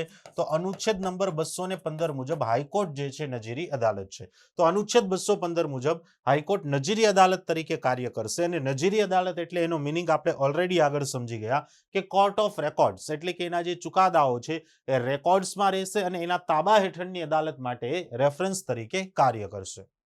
હવે હાઈકોર્ટમાં ન્યાયાધીશોની સંખ્યા કેટલી હશે? તો મિત્રો દરેક રાજ્યની હાઈકોર્ટની ન્યાયાધીશોની સંખ્યા જે છે અલગ અલગ હોય છે અને જે હાઈકોર્ટના ન્યાયાધીશોની સંખ્યા છે રાષ્ટ્રપતિશ્રી દ્વારા નક્કી થતી હોય છે. હાઈકોર્ટમાં ન્યાયાધીશોની નિમણૂક કોના દ્વારા થશે?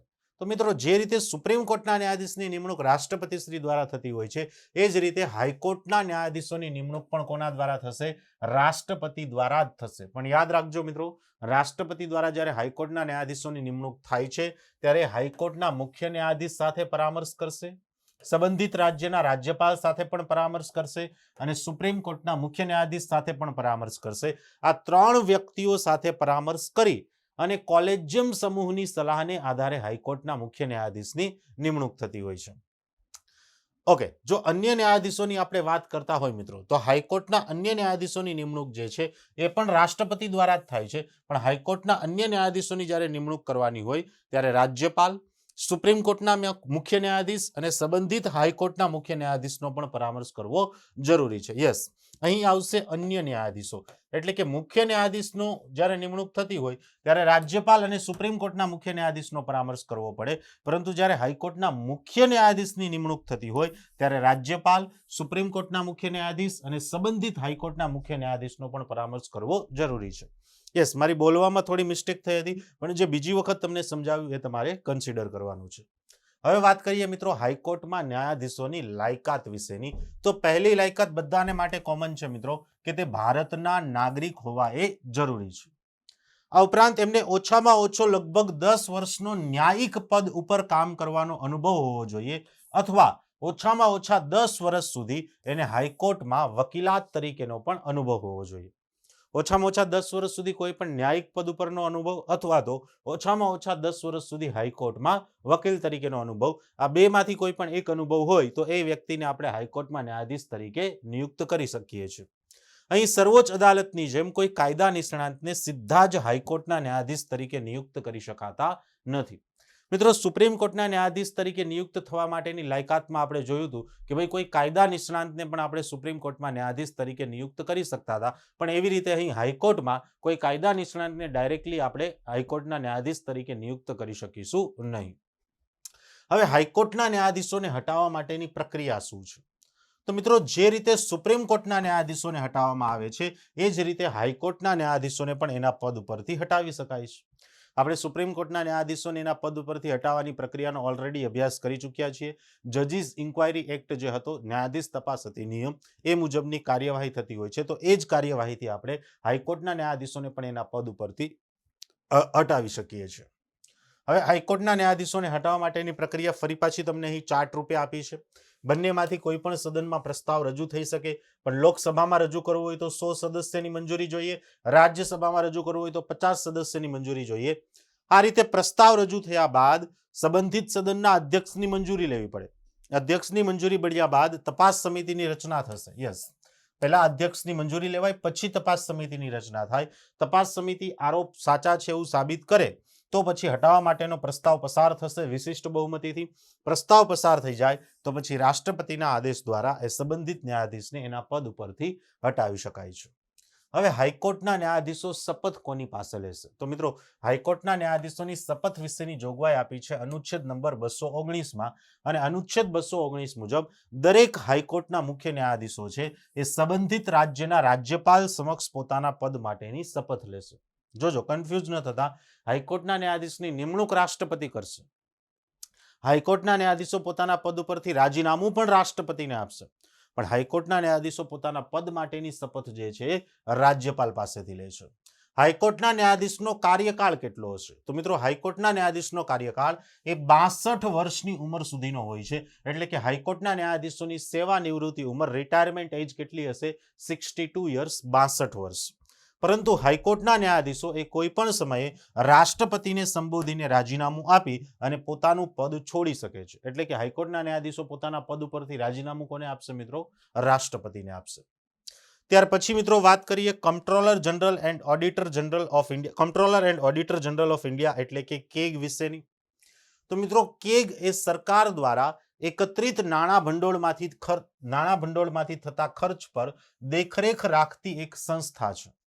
પણ યાદ રાખજો મિત્રો, કેગ જે છે એક પ્રકારની બંધારણીય સંસ્થા છે અને કેગનો ઉલ્લેખ ભારતના સંવિધાનના અનુચ્છેદ નંબર 148માં આપેલો છે.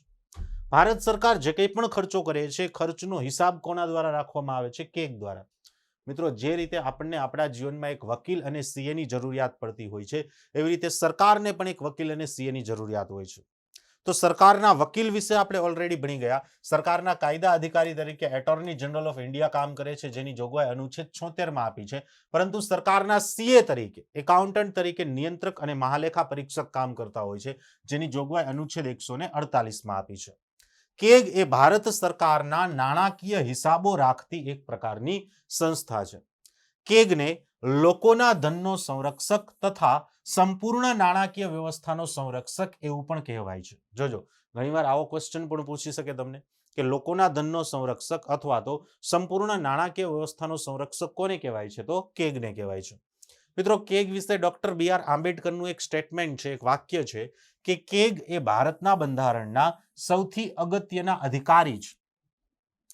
જોજો, આવું પણ પૂછી શકે કે ભારતના બંધારણના સૌથી અગત્યના અધિકારી કેગ છે એવું સ્ટેટમેન્ટ કોણે આપ્યું? BR આંબેડકરે. અને BR આંબેડકરે કહ્યું કે લોકશાહીના કુલ 4 સંરક્ષક છે. કોણ કોણ? એક તો સર્વોચ્ચ ન્યાયાલય પોતે એટલે કે સુપ્રીમ કોર્ટ, પછી ચૂંટણી પંચ એટલે કે ઇલેક્શન કમિશન, જાહેર સેવા આયોગ એટલે કે પબ્લિક સર્વિસ કમિશન, ભારતના નિયંત્રક અને મહાલેખા પરીક્ષક એટલે કે કેગ. તો આ 4 જે બંધારણીય સંસ્થાઓ છે ભારતની લોકશાહીની સંરક્ષક છે અથવા તો લોકશાહીનો પાયો છે એવું પણ આપણે કહી શકીએ. હવે બંધારણીય જોગવાઈની વાત કરીએ તો મેં તમને અગાઉ પણ કહ્યું મિત્રો કે ભારતના સંવિધાનમાં અનુચ્છેદ 148માં આર્ટિકલ 148માં કેગની જોગવાઈ આપવામાં આવી છે. 148 મુજબ રાષ્ટ્રપતિ દ્વારા એક કેગની નિમણૂક કરાશે અને દરેક કેગ રાષ્ટ્રપતિ દ્વારા અથવા તો તેમના દ્વારા નિયુક્ત વ્યક્તિ સમક્ષ શપથ લે છે. એટલે કે કેગની નિમણૂક પણ રાષ્ટ્રપતિ દ્વારા થશે અને કેગ પોતાના પદ માટેની શપથ પણ કોની પાસેથી લેશે? રાષ્ટ્રપતિ પાસેથી જ લેશે. કેગનું વેતન એ સંસદ દ્વારા નક્કી કરવામાં આવે છે અને તે એકત્રિત નાણાં ભંડોળ ઉપરનું ભારિત ખર્ચ હશે, એટલે કે ચાર્જડ એક્સપેન્ડિચર હશે. કેગનું વેતન જે છે કોણ નક્કી કરશે? સંસદ નક્કી કરશે. અને હાલમાં કેગનું વેતન જે છે કેટલું છે મિત્રો? 2,50,000 રૂપિયા છે. તો હાલનું વેતન પણ તમારે યાદ રાખવાનું રહેશે. હવે વાત કરીએ કેગના કાર્યકાળની મિત્રો. તો ભારતના સંવિધાનમાં કેગના કાર્યકાળ વિશેનો કોઈ ઉલ્લેખ નથી આપ્યો, પણ સામાન્ય રીતે કેગનો કાર્યકાળ 6 વર્ષનો અથવા તો 65 વર્ષની ઉંમર સુધીનો. આ બેમાંથી જે વહેલું પૂર્ણ થતું હોય એટલો રહેશે. કેટલો? 6 વર્ષનો અથવા તો 65 વર્ષની ઉંમર સુધીનો. કેગ એ પોતાનો કાર્યકાળ પૂર્ણ થાય એ પહેલા રાષ્ટ્રપતિને સંબોધીને રાજીનામું આપી અને પણ પોતાનું પદ છોડી શકે છે. કેગને તેના પદ ઉપરથી એ જ આધારે હટાવી શકાય છે કે જે રીતે સુપ્રીમ કોર્ટના ન્યાયાધીશોને હટાવવામાં આવે છે. અને સુપ્રીમ કોર્ટ અને હાઈકોર્ટના ન્યાયાધીશોને કઈ રીતે હટાવાય છે એ વસ્તુ આપણે આ જ રિવિઝન લેક્ચરમાં આગળ ભણી ચૂક્યા છીએ.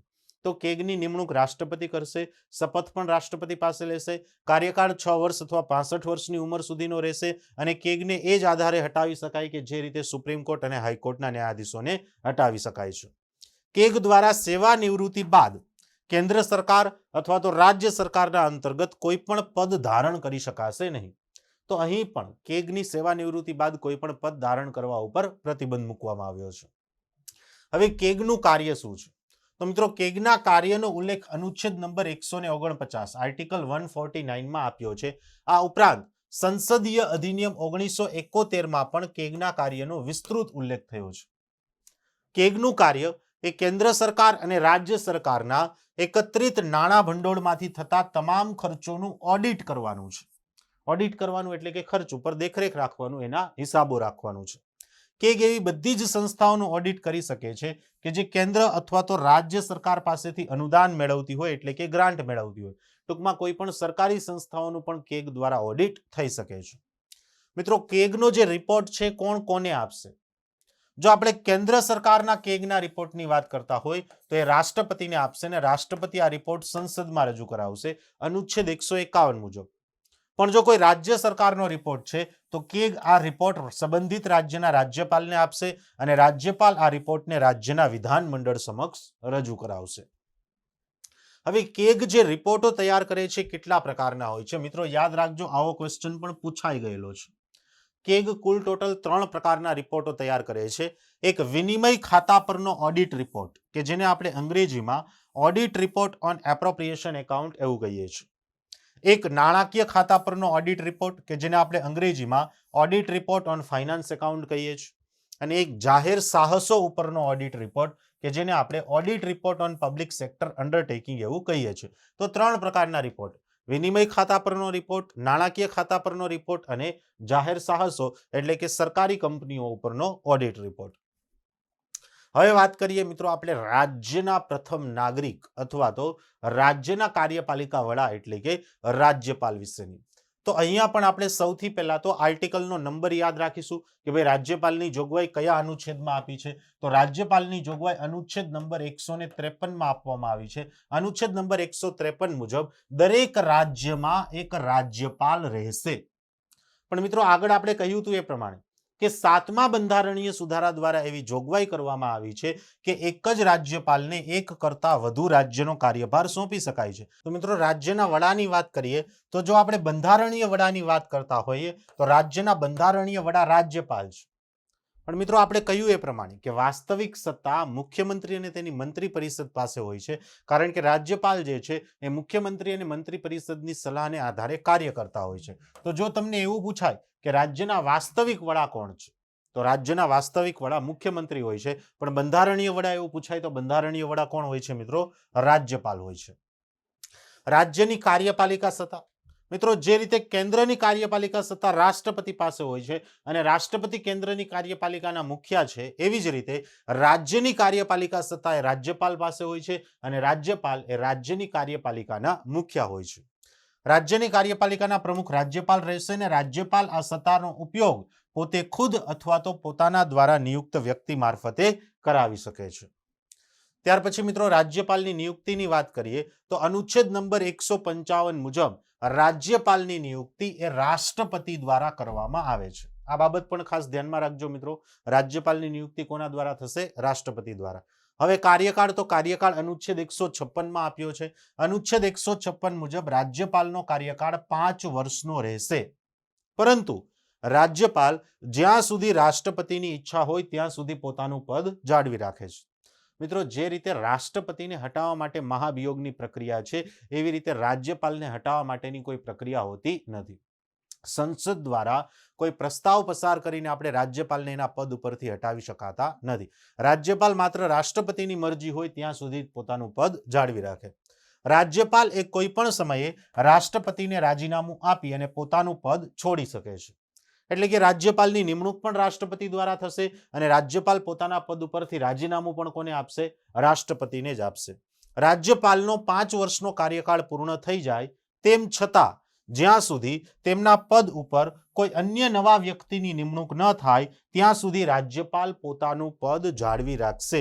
મિત્રો, રાજ્યપાલનો કાર્યકાળ ભલે સંવિધાનમાં 5 વર્ષનો લખ્યો છે, પણ 5 વર્ષનો કાર્યકાળ પૂરો થઈ જાય તેમ છતાંય જ્યાં સુધી એમના પદ ઉપર કોઈ નવા વ્યક્તિની નિમણૂક નથી થતી ત્યાં સુધી રાજ્યપાલ પોતાનું પદ છોડશે નહીં, એ પોતાનું પદ જાળવી જ રાખશે. ઓકે, હવે રાજ્યપાલ બનવા માટેની જરૂરી યોગ્યતાઓ, જરૂરી શરતો શું છે? તો મિત્રો, પહેલી શરત બધા માટે કોમન છે કે ભાઈ તે ભારતના નાગરિક હોવા જોઈએ અને બીજી શરત કે તેની ઓછામાં ઓછી ઉંમર 35 વર્ષની હોવી જોઈએ. અહીં બસ રાજ્યપાલ બનવા માટે આ બે જ શરતો છે અને રાજ્યપાલની ડાયરેક્ટલી રાષ્ટ્રપતિ દ્વારા નિયુક્તિ થતી હોય છે. રાજ્યપાલના પદ માટે કોઈ ચૂંટણી પ્રક્રિયા હોતી નથી. ઓકે, રાજ્યપાલના પદ માટેની શરતો શું છે? જે શરતો અનુચ્છેદ નંબર 158 માં આપી છે. તો પહેલી શરત છે કે રાજ્યપાલ એ સંસદનો કે રાજ્યના કોઈ વિધાનમંડળનો જે છે સદસ્ય હોવો જોઈએ નહીં. અને જો રાજ્યપાલ સંસદ સદસ્ય કે પછી રાજ્યના વિધાનમંડળના સદસ્ય તરીકે નિયુક્ત થાય તો તે જ દિવસથી તેમની સંસદ સદસ્યતા અથવા તો રાજ્યની વિધાનમંડળની સદસ્યતા જતી રહેશે. ટૂંકમાં રાજ્યપાલ તરીકે અને સંસદ સદસ્ય કે વિધાનમંડળના સદસ્ય તરીકે આ બે પદ એક સાથે હોલ્ડ કરી શકાય નહીં. બરાબર, રાજ્યપાલ બને એટલે સંસદ સદસ્ય અથવા તો એમએલએ નું જે પદ હોય છે એ પદ જતું રહેતું હોય છે. રાજ્યપાલ એ કોઈનું લાભનું પદ પણ ધરાવી શકશે નહીં, એ ઓફિસ ઓફ પ્રોફિટ પણ હોલ્ડ કરી શકે નહીં. રાજ્યપાલને સંસદ કાયદા દ્વારા નક્કી કરે તે મુજબના ભથ્થાઓ અને વિશેષ અધિકારો પ્રાપ્ત થશે, તેમજ તેમને ભાડા વગર રહેવા માટેનું રાજભવન એટલે કે નિવાસ સ્થાન પણ પ્રાપ્ત થતું હોય છે. રાજ્યપાલ શપથ કોની પાસે લેશે એના વિશેની વાત કરીએ તો રાજ્યપાલ પોતાનું પદ ગ્રહણ કર્યા પહેલા હાઈકોર્ટના મુખ્ય ન્યાયાધીશ અથવા તો તેમની ગેરહાજરીમાં ઉપલબ્ધ વરિષ્ઠ ન્યાયાધીશ સમક્ષ પોતાના પદ માટેની શપથ લેશે. એટલે જોજો મિત્રો, ધ્યાન રાખજો, અહીં રાજ્યપાલ જે છે એ હાઈકોર્ટના ન્યાયાધીશોને શપથ અપાવે છે અને રાજ્યપાલ પોતે હાઈકોર્ટના ન્યાયાધીશો પાસેથી શપથ લેશે. બંને એકબીજાને શપથ અપાવે. ટૂંકમાં અહીં એક વસ્તુ નોંધવાની છે કે જ્યારે કોઈ રાજ્યપાલને અન્ય રાજ્યના રાજ્યપાલ તરીકે વધારાનો કાર્યભાર સોંપવામાં આવે ત્યારે તેમણે તે સંબંધિત રાજ્યના રાજ્યપાલ તરીકે પણ શપથ લેવી પડે. એટલે ધારો કે કોઈ એક જ રાજ્યપાલને આપણે બે રાજ્યનો કાર્યભાર આપ્યો છે, તો એવું નહીં કે માત્ર એક જ રાજ્યની શપથ લેવાની, નહીં, રાજ્ય એ અને રાજ્ય બી બંને રાજ્યના રાજ્યપાલ તરીકે એમને શપથ લેવી પડશે. હવે રાજ્યપાલનું વેતન શું હશે? તો મિત્રો યાદ રાખજો, હાલમાં રાજ્યપાલનું વેતન 3,50,000 રૂપિયા છે અને રાજ્યપાલનું વેતન એ સંબંધિત રાજ્યની સંચિત નિધિ એટલે કે સંબંધિત રાજ્યના એકત્રિત નાણાં ભંડોળ ઉપરનો ભારિત ખર્ચ હશે. એકત્રિત નાણાં ભંડોળમાંથી આપવામાં આવશે. જો કોઈ રાજ્યપાલને વધારાના રાજ્યનો કાર્યભાર જ્યારે સોંપવામાં આવે તો તે સંબંધિત રાજ્યો રાષ્ટ્રપતિશ્રીના આદેશ મુજબ રાજ્યપાલનો પગાર ચૂકવશે. અર્થાત તે રાજ્યો વચ્ચે પગારના ભારની વહેંચણી કરવામાં આવશે. જોજો, એ પાછું યાદ રાખજો. ધારો કે એક જ રાજ્યપાલ છે, એમને આપણે અલગ અલગ બે રાજ્યનો કાર્યભાર સોંપ્યો છે. ધારો કે એ રાજ્ય અને બી રાજ્ય, તો એને ડબલ પગાર નહીં મળે. પગાર તો 3,50,000 જ મળશે, પરંતુ કયું રાજ્ય કેટલો પગાર ચૂકવશે એ કોણ નક્કી કરશે? એ રાષ્ટ્રપતિના આદેશ દ્વારા નક્કી કરવામાં આવશે. મિત્રો, જે રીતે રાષ્ટ્રપતિ દ્વારા સજા માફી આપી શકાય છે, રાષ્ટ્રપતિ દ્વારા સજા માફીની જોગવાઈ અનુચ્છેદ 72 માં આપી છે, એ જ રીતે રાજ્યપાલ પણ અમુક સજાઓ જે છે એને માફ કરી શકે છે. જે રીતે રાષ્ટ્રપતિ અલગ અલગ 5 પ્રકારે સજાને માફ કરી શકે, એ જ રીતે રાજ્યપાલ પણ આ અલગ અલગ 5 પ્રકારે સજાને માફ કરી શકે. મિત્રો, આના વિશે આપણે આ જ લેક્ચરમાં આગળ ભણી ગયા છીએ, તો એક વખત ફરી પાછું ક્વિક રિવિઝન કરી દઈએ. ક્ષમાદાન, જેનો અર્થ થાય છે ક્ષમા આપવી, દયા ભાવના દર્શાવીને સંપૂર્ણપણે સજા માફ કરી દેવી. લઘુકરણ, સજાનો સમયગાળો નથી ઘટાડવાનો, માત્ર પ્રકૃતિ ઘટાડવાની છે. પ્રતિહાર, જેમાં સજાની પ્રકૃતિને ફેરફાર નથી કરવાનો, માત્ર સમયગાળો ઘટાડવાનો છે. પ્રવિલંબન એટલે કે સજાને અમુક સમય માટે મુલતવી રાખવી, મોકૂફ રાખવી.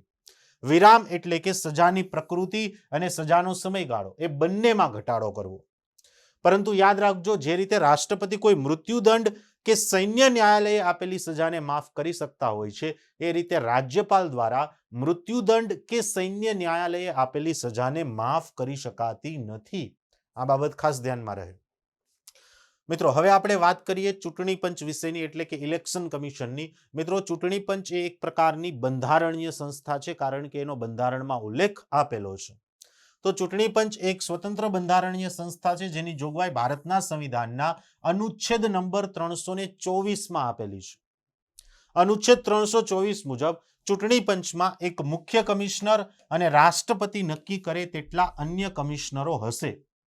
પણ યાદ રાખજો, હાલમાં ચૂંટણી પંચમાં એક મુખ્ય કમિશનર અને અન્ય 2 કમિશનરો, એમ કુલ ટોટલ 3 કમિશનરો છે. હાલમાં કેટલા કમિશનરો છે ચૂંટણી પંચમાં? 3. ચૂંટણી કમિશનરોની નિમણૂક એ સંસદે બનાવેલા કાયદાને અધીન કોના દ્વારા થશે? રાષ્ટ્રપતિ દ્વારા. એટલે કે ચૂંટણી પંચના કમિશનરો પણ રાષ્ટ્રપતિ દ્વારા જ નિયુક્ત થાય છે. મુખ્ય ચૂંટણી કમિશનર એ ચૂંટણી પંચના અધ્યક્ષ તરીકે કાર્ય કરે છે, જ્યારે અન્ય 2 કમિશનરો એ એમના સહાયક તરીકે કાર્યરત હોય છે. રાષ્ટ્રપતિ એ ચૂંટણી પંચ સાથે પરામર્શ કરી તેમને યોગ્ય લાગે તેટલા અલગ અલગ પ્રાદેશિક કમિશનરોની પણ નિમણૂક કરી શકે છે. પ્રાદેશિક કમિશનર એટલે કે રિજનલ કમિશનર. યાદ રાખજો, આવો પ્રશ્ન પણ પૂછી શકાય છે કે હાલમાં ઇલેક્શન કમિશનના ચીફ કમિશનર કોણ છે? તો શ્રી સુશીલ ચંદ્રા. યાદ રાખજો, કોણ છે? શ્રી સુશીલ ચંદ્રા. હાલમાં ચૂંટણી પંચમાં અન્ય 2 કમિશનર છે, એટલે કુલ કેટલા થયા? 3. બરાબર છે. તો આવું પણ પૂછી શકે કુલ કમિશનર કેટલા છે? તો કુલ 3 કમિશનરો છે. બંધારણમાં ચૂંટણી પંચના કમિશનરો માટે કોઈ યોગ્યતા દર્શાવી નથી. જોજો મિત્રો, આ એક પ્રીવિયસ યર ક્વેશ્ચન તરીકે તમને પૂછાઈ ગયેલો પ્રશ્ન છે. ચૂંટણી પંચના કમિશનર તરીકે નિયુક્ત થવા માટે એમની પાસે કઈ કઈ લાયકાતો, કઈ કઈ યોગ્યતાઓ હોવી જોઈએ, એવી જોગવાઈ ક્યાંય ભારતના સંવિધાનમાં આપી નથી. મુખ્ય અથવા તો અન્ય કોઈ પણ ચૂંટણી કમિશનરની નિમણૂક એ રાષ્ટ્રપતિ દ્વારા થાય છે, અને કોઈ પણ ચૂંટણી કમિશનર એ રાષ્ટ્રપતિને સંબોધીને રાજીનામું આપી અને પોતાનું પદ છોડી શકે છે. ટૂંકમાં રાષ્ટ્રપતિની નિમણૂક પણ રાષ્ટ્રપતિ દ્વારા થશે. ચૂંટણી પંચના કમિશનરની નિમણૂક પણ રાષ્ટ્રપતિ દ્વારા થશે, અને ચૂંટણી પંચના કમિશનરો પોતાના પદ ઉપરથી રાજીનામું પણ કોને આપશે? રાષ્ટ્રપતિને જ આપશે. મુખ્ય ચૂંટણી કમિશનર સહિત પંચના દરેક કમિશનરને સર્વોચ્ચ ન્યાયાલયને ન્યાયાધીશને સમકક્ષ પગાર અને ભથ્થા પ્રાપ્ત થાય છે. મિત્રો, સર્વોચ્ચ ન્યાયાલયના ન્યાયાધીશને કેટલું વેતન મળતું હોય? 2,50,000 તો એટલું જ વેતન મુખ્ય ચૂંટણી કમિશનર અને અન્ય ચૂંટણી કમિશનરોને મળતું હોય છે. પણ યાદ રાખજો, ચૂંટણી કમિશનરના જે આ વેતન ભથ્થા છે, સેલેરી એન્ડ એલાઉન્સીસ જે છે, એ સંચિત નિધિમાંથી આપવામાં આવતા નથી. એ કોન્સોલિડેટેડ ફંડ ઓફ ઇન્ડિયામાંથી નથી અપાતા. ચૂંટણી પંચના કમિશનરના કાર્યકાળ વિશે ભારતના બંધારણમાં કોઈ જોગવાઈ આપેલી નથી, પરંતુ તેમનો કાર્યકાળ એ સામાન્ય રીતે 6 વર્ષનો અથવા તો 65 વર્ષની ઉંમર, આ 2 માંથી જે વહેલું પૂર્ણ થતું હોય તેટલું હોય છે. ચૂંટણી પંચના કમિશનર વિશે સંવિધાનમાં યોગ્યતાની પણ જોગવાઈ નથી અને કાર્યકાળની પણ જોગવાઈ નથી. કાર્યકાળ પણ કેટલો હોય છે? 6 વર્ષ અને 65 વર્ષની ઉંમર, આ 2 માંથી જે વહેલું પૂરું થતું હોય એટલો. ચૂંટણી પંચના કમિશનરને તેમની ગેરવર્તણૂક, અક્ષમતા કે ભ્રષ્ટાચારના આરોપોને આધારે જ તેમના પદ ઉપરથી હટાવી શકાય છે. ચૂંટણી પંચના કમિશનરને કઈ રીતે હટાવી શકાશે? આ આધારે. ગેરવર્તણૂક કરી હોય, કંઈક પોતે કાર્ય કરવા માટે અક્ષમ હોય, કે પછી કોઈ ભ્રષ્ટાચાર સાબિત થયો હોય, તો એ આધારે હટાવી શકાય છે. હવે જોજો મિત્રો, ચૂંટણી પંચના મુખ્ય કમિશનરને હટાવવાની પ્રક્રિયા પણ અલગ છે, અને અન્ય ચૂંટણી કમિશનર અથવા તો પ્રાદેશિક ચૂંટણી કમિશનરને હટાવવાની પ્રક્રિયા પણ અલગ છે. સૌથી પહેલા આપણે વાત કરીએ મુખ્ય ચૂંટણી કમિશનરની. તો જે રીતે સુપ્રીમ કોર્ટના ન્યાયાધીશોને એના પદ ઉપરથી હટાવવામાં આવે છે, એ જ રીતે આપણે ચૂંટણી પંચના મુખ્ય કમિશનરને પણ એના પદ ઉપરથી હટાવી શકીએ છીએ. પણ જો આપણે ચૂંટણી પંચના અન્ય કમિશનરોને હટાવવાની વાત કરતા હોય, તો મુખ્ય ચૂંટણી કમિશનરની સલાહને આધારે જ રાષ્ટ્રપતિ દ્વારા અન્ય કમિશનરોને એના પદ ઉપરથી હટાવી શકીએ છીએ. એટલે કે મુખ્ય ચૂંટણી કમિશનર માટે સુપ્રીમ કોર્ટના ન્યાયાધીશ જેવી જ પ્રક્રિયા છે, પણ અન્ય કમિશનરોને આપણે મુખ્ય ચૂંટણી કમિશનરના કહેવાથી રાષ્ટ્રપતિ દ્વારા એના પદ ઉપરથી હટાવી શકાય છે. હવે ચૂંટણી પંચનું કાર્ય શું રહેશે? તો મિત્રો, ચૂંટણી પંચનું મુખ્ય કાર્ય એ ચૂંટણીઓને સંબંધિત તમામ વ્યવસ્થાઓ કરવાનું છે. એટલે કે ચૂંટણી પ્રક્રિયા એકદમ વ્યવસ્થિત રીતે આયોજિત થાય એના ઉપરનું દેખરેખ રાખવાનું છે. આ ઉપરાંત ચૂંટણી પંચ જે છે એ કન્ડક્ટ ઓફ ઇલેક્શન રૂલ્સ 1961 મુજબ ચૂંટણી માટેના નિયમો પણ બનાવી શકે છે. મિત્રો, તમે ઘણીવાર એવું સાંભળ્યું છે કે જ્યારે ચૂંટણીની જાહેરાત થાય, ચૂંટણીની તારીખો જ્યારે જાહેર થતી હોય છે, ત્યારે આચાર સંહિતા લાગુ થઈ ગઈ એવું કહેવામાં આવે છે. તો આચાર સંહિતા કોના દ્વારા બનાવવામાં આવે છે? ચૂંટણી પંચ દ્વારા. ચૂંટણી પંચના મુખ્ય કાર્યો શું હશે? તો પહેલું તો આપણે કહ્યું એમ જ કે ચૂંટણીની તારીખો નક્કી કરવી. અર્ધ ન્યાયિક કાર્ય એટલે કે ચૂંટાયા બાદ કોઈ વ્યક્તિ ગેરલાયક બન્યો છે તો એ નક્કી કરવાનું કામ. ચૂંટણીના મત વિસ્તારનું પરિસીમન કરવું, ડિલિમિટેશન કરવું. આ ઉપરાંત મતદાતા યાદી તૈયાર કરવી, રાજકીય પક્ષોને માન્યતા આપવી અને અન્ય જે કંઈ પણ છૂટાછવાયા કામો છે એ ચૂંટણી પંચ દ્વારા થતા હોય છે. હવે વાત કરીએ મિત્રો પબ્લિક સર્વિસીસની એટલે કે જાહેર સેવાઓની. તો મિત્રો, ભારતમાં લોર્ડ કોર્નવાલિસ જે હતા એ લોર્ડ કોર્નવાલિસને આપણે સિવિલ સેવાઓના જન્મદાતા અથવા તો સિવિલ સેવાઓના પિતા તરીકે ઓળખીએ છીએ. યાદ રાખજો, આવું પણ પૂછી શકાય છે કે ભારતમાં સિવિલ સેવાઓના પિતા તરીકે કોણ ઓળખાય છે? તો સિવિલ સેવાઓના પિતા છે લોર્ડ કોર્નવાલિસ. ઈસવીસન 1854માં CICS એટલે કે કમિટી ઓન ઇન્ડિયન સિવિલ સર્વિસીસની રચના કરવામાં આવી હતી, જેના અધ્યક્ષ લોર્ડ મેકોલે હતા, જેમણે ઇન્ડિયન સિવિલ સર્વિસની સ્પર્ધાત્મક પરીક્ષાઓની બાબતોમાં ભલામણો રજૂ કરી હતી. અને 1864માં સત્યેન્દ્રનાથ ટાગોર એવા પહેલા વ્યક્તિ હતા કે જેમણે સિવિલ સર્વિસીસમાં સફળતા મેળવી હતી. પહેલા ભારતીય વ્યક્તિ હતા. જોજો, આ સ્લાઇડમાંથી ઘણા બધા પ્રશ્નો પૂછી શકાય છે. બરાબર છે. જે civil committee on Indian civil સર્વિસીસની રચના કરી એના અધ્યક્ષ કોણ હતા? Lord Macaulay. સિવિલ સર્વિસીસ સેવાને પાસ કરનાર, એક્ઝામને પાસ કરનાર પહેલા ભારતીય કોણ હતા? સત્યેન્દ્રનાથ ટાગોર. અને ભારતમાં સિવિલ સર્વિસના પિતા કોણ છે? Lord કોર્નવાલિસ. 1877માં governor general lord Litton દ્વારા સ્પર્ધાત્મક પરીક્ષામાં ઉમેદવારો માટે મહત્તમ વય મર્યાદા 19 વર્ષ નક્કી કરવામાં આવી અને જેનો ભારતીય કોંગ્રેસે વિરોધ કર્યો હતો.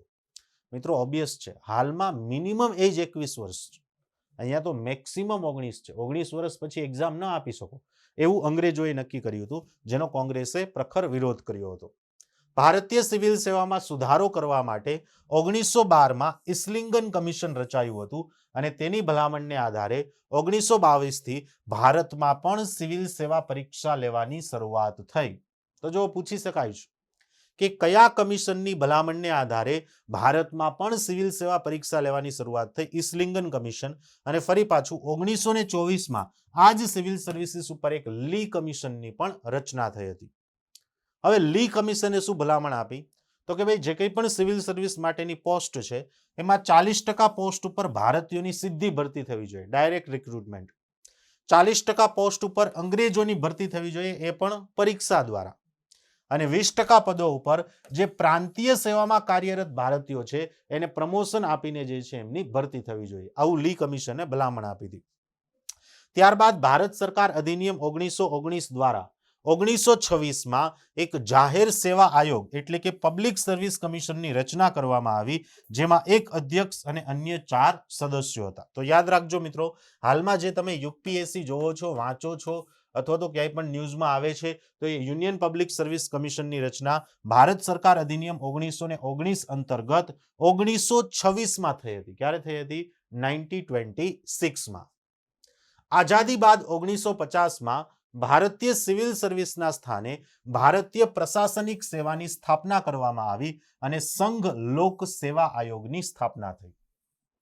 ભારતમાં આઝાદી મળી એટલે ભારતીય સિવિલ સેવાને એન્ડ કરી દેવામાં આવી અને એની જગ્યાએ ભારતીય પ્રશાસનિક સેવા એટલે કે ઇન્ડિયન એડમિનિસ્ટ્રેશન સર્વિસ IAS ની શરૂઆત થઈ. જે ICS હતી એની જગ્યાએ શું થઈ ગયું? હવે IAS થઈ ગયું. ઓકે, યુપીએસસી ના પ્રથમ અધ્યક્ષની વાત કરીએ મિત્રો, તો જે 1926માં યુપીએસસી રચાણું હતું એના પ્રથમ અધ્યક્ષ હતા રોજ બારકર. પણ આઝાદી બાદ પૂછાય તો આઝાદી બાદ જે છે યુપીએસસીના પહેલા અધ્યક્ષ હતા HK કૃપલાણી. કોણ હતા? HK કૃપલાણી.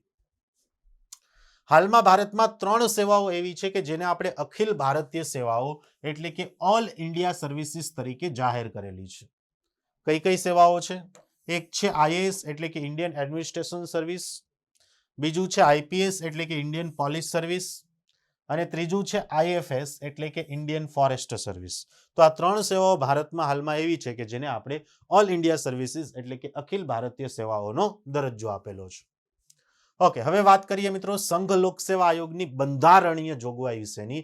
તો ભારતના સંવિધાનના ભાગ 14માં અનુચ્છેદ નંબર 315 થી અનુચ્છેદ નંબર 323 સુધી સંઘ જાહેર સેવા આયોગની સત્તાઓ, એમના સભ્યોની નિમણૂક અને સંગઠન, એના કાર્યો એ વગેરે વગેરેની જોગવાઈ આપવામાં આવી છે. યાદ રાખજો ખાસ ભાગ નંબર અને અનુચ્છેદ. સંઘ લોક સેવા આયોગની જોગવાઈ કયા ભાગમાં આપી છે? ભાગ 14માં. ક્યાંથી ક્યાં સુધી? અનુચ્છેદ 315 થી અનુચ્છેદ 323 સુધી. અનુચ્છેદ 315 મુજબ ભારત સંઘ માટે એક સંઘ લોક સેવા આયોગ હશે, તેમજ દરેક રાજ્ય માટે પણ એક અલગ અલગ રાજ્ય લોક સેવા આયોગ હશે. પરંતુ જો બે કે બે કરતા વધારે રાજ્યો અનુરોધ કરે, અરજી કરે, તો બે રાજ્યો માટે એક સંયુક્ત લોક સેવા આયોગની સ્થાપના પણ થઈ શકે છે. એટલે કે રાજ્ય માટે રાજ્ય લોક સેવા આયોગ હશે, પણ જો બે કે બે કરતા વધારે રાજ્યો અનુરોધ કરે તો બે રાજ્યો માટે એક ભેગું સંયુક્ત લોક સેવા આયોગ પણ સ્થાપી શકાય છે. ઓકે, સંઘ જાહેર સેવા આયોગના અધ્યક્ષ અને સભ્યોની નિમણૂકની વાત કરીએ તો એના અધ્યક્ષ અને સભ્યોની નિમણૂક જે છે કોના દ્વારા થાય છે મિત્રો? રાષ્ટ્રપતિ દ્વારા. આર્ટિકલ નંબર યાદ રાખજો, અનુચ્છેદ 316 મુજબ. આયોગના સદસ્યોની સંખ્યા રાષ્ટ્રપતિ દ્વારા નક્કી થાય છે, પણ સામાન્ય રીતે આયોગમાં એક અધ્યક્ષ અને અધ્યક્ષ ઉપરાંતના 9 થી 11 જેટલા સદસ્યો હોય છે. કેટલા સદસ્યો હોય છે એવું બંધારણમાં ફિક્સ કહ્યું નથી, પણ સામાન્ય રીતે એક અધ્યક્ષ હોય અને અધ્યક્ષ ઉપરાંત 9 થી 11 જેટલા સદસ્યો હોય છે. આયોગના કુલ સભ્યોમાંથી લગભગ અડધા સભ્યોને ભારત સરકાર અથવા તો રાજ્ય સરકારમાં 10 વર્ષ સુધી કામ કરવાનો અનુભવ હોય એ ખાસ જરૂરી છે. યસ, ઓછામાં ઓછો 10 વર્ષનું કામ કરવાનો અનુભવ હોવો જરૂરી છે. બીજી કોઈ યોગ્યતા વિશે સંવિધાનમાં યુપીએસસીના અધ્યક્ષ કે સભ્યોની જોગવાઈ આપી નથી. સંઘ લોક સેવા આયોગનો કાર્યકાળ એ 6 વર્ષ અથવા તો 65 વર્ષની ઉંમર સુધીનો. આ બેમાંથી જે ઓછું હોય એટલો રહેશે. કાં તો 6 વર્ષનો અથવા તો 65 વર્ષની ઉંમર. આ બેમાંથી જે વહેલું પૂરું થતું હોય એટલો યુપીએસસીના અધ્યક્ષ અથવા તો સભ્યોનો કાર્યકાળ રહેશે. ઓકે, આયોગના અધ્યક્ષ અથવા તો સદસ્યનું પદ ક્યારે ખાલી થાય? તો આયોગના સદસ્યોને માત્ર ગેરવર્તણૂકના આધાર ઉપર જ તેમના પદ ઉપરથી હટાવી શકાય છે. અન્ય કોઈ આધાર પર આપણે એને એમના પદ ઉપરથી હટાવી શકીએ નહીં. આ માટે રાષ્ટ્રપતિ દ્વારા ઉચ્ચતમ ન્યાયાલય પાસે એક અહેવાલ મંગાવવામાં આવે છે, અને જો સુપ્રીમ કોર્ટ પોતાની પ્રક્રિયાના નિયમો મુજબ તપાસ કરીને પોતાના અહેવાલમાં એવું જણાવે કે સંબંધિત સંઘ લોક સેવા આયોગનો સદસ્ય એ કોઈ આધારે ગેરવર્તણૂક કરી છે એવું સાબિત થાય છે, તો રાષ્ટ્રપતિ પોતાના આદેશ દ્વારા એ અધ્યક્ષ અથવા તો એ સદસ્યને એમના પદ ઉપરથી હટાવી દેશે. ટૂંકમાં સંઘ લોક સેવા આયોગના અધ્યક્ષ અથવા તો સદસ્યોને હટાવવા હોય તો સુપ્રીમ કોર્ટે એક અહેવાલ, એક રિપોર્ટ આપવો પડશે, અને રિપોર્ટમાં એવું સાબિત થવું જોઈએ કે સંઘ લોક સેવા આયોગના અધ્યક્ષ કે સદસ્યએ કંઈક ગેરવર્તણૂક કરી છે, તો એ ગેરવર્તણૂકના આધારે જ આપણે અધ્યક્ષ કે સદસ્યને એના પદ ઉપરથી હટાવી શકીએ છીએ.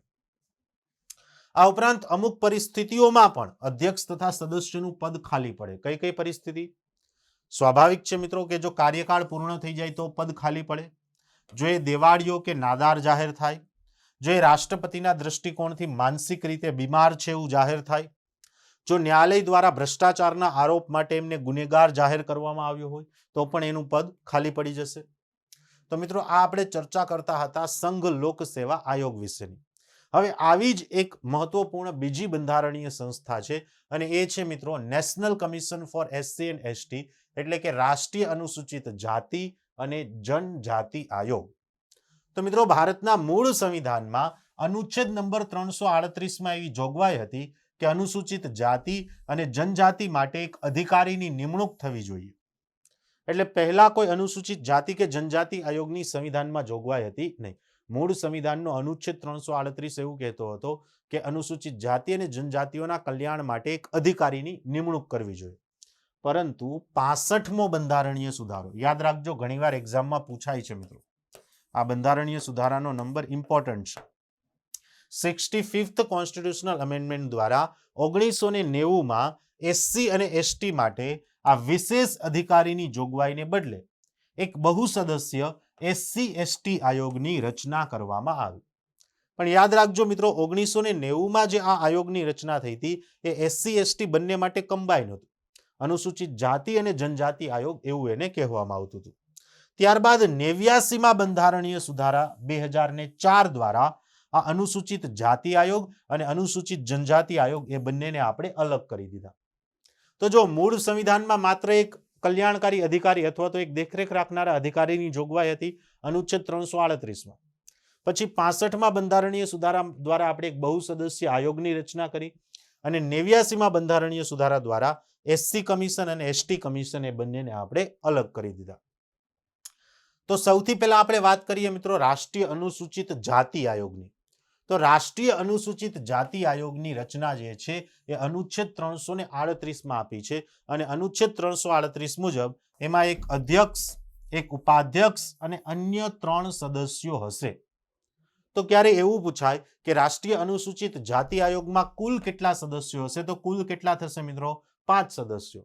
એક અધ્યક્ષ, એક ઉપાધ્યક્ષ અને અન્ય 3 સદસ્યો. અધ્યક્ષ સહિત તમામ સદસ્યોની નિમણૂક જે છે કોના દ્વારા કરવામાં આવશે મિત્રો? રાષ્ટ્રપતિ શ્રી દ્વારા કરવામાં આવશે. હવે રાષ્ટ્રીય અનુસૂચિત જાતિ આયોગનું કાર્ય શું હશે? તો એસસી એટલે કે શેડ્યુલ કાસ્ટનું રક્ષણ કરવું, એનું કલ્યાણ કરવું અને એના આધુનિકરણ માટેના પ્રયાસો કરવા એટલે કે એનું મોડર્નાઇઝેશન કરવું.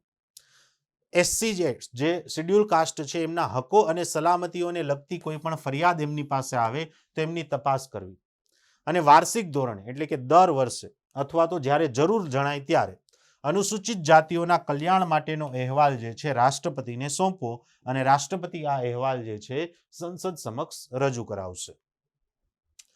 એસસી આયોગ એ અનુસૂચિત જાતિઓ વિરોધની ફરિયાદ બાબતમાં તપાસ માટે દીવાની અદાલતને સમકક્ષ સત્તાઓ ધરાવે છે. હમણાં કીધું ને મિત્રો કે ભાઈ એસસી એટલે કે અનુસૂચિત જાતિઓ વિરુદ્ધ કોઈ પણ ફરિયાદ જે છે એસસી કમિશનમાં કરી શકાય છે. જો આવી કોઈ ફરિયાદ આવી હોય તો એ ફરિયાદ માટે તપાસ કરી શકે છે અને તપાસ માટે એમને દીવાની અદાલતને સમકક્ષ સત્તાઓ પ્રાપ્ત થઈ છે. એસસી કમિશનમાં અધ્યક્ષ, ઉપાધ્યક્ષ તથા સદસ્યનો કાર્યકાળ 3 વર્ષનો રહેશે તથા તે મહત્તમ 2 ટર્મ સુધી જે છે નિયુક્ત થઈ શકે છે. કાર્યકાળ 3 વર્ષનો અને મેક્સિમમ એ 2 વખત જે છે અપોઇન્ટ થઈ શકે. એવી જ રીતે વાત કરીએ મિત્રો રાષ્ટ્રીય અનુસૂચિત જાતિ આયોગની. તો રાષ્ટ્રીય અનુસૂચિત જાતિ આયોગનું સ્ટ્રક્ચર પણ સેમ છે, પણ આપણે કીધું એ પ્રમાણે મિત્રો કે 85માં બંધારણીય સુધારા દ્વારા એસસી એસટી કમિશનને અલગ કરી દીધું એટલે એસસી કમિશનની જોગવાઈ જે છે એ અનુચ્છેદ 338માં આપી છે, પણ એસટી કમિશનની જોગવાઈ અનુચ્છેદ નંબર 338A માં આપેલી છે અને 338A મુજબ એસટી કમિશનમાં પણ એક અધ્યક્ષ, એક ઉપાધ્યક્ષ અને અન્ય 3 સદસ્યો રહેશે.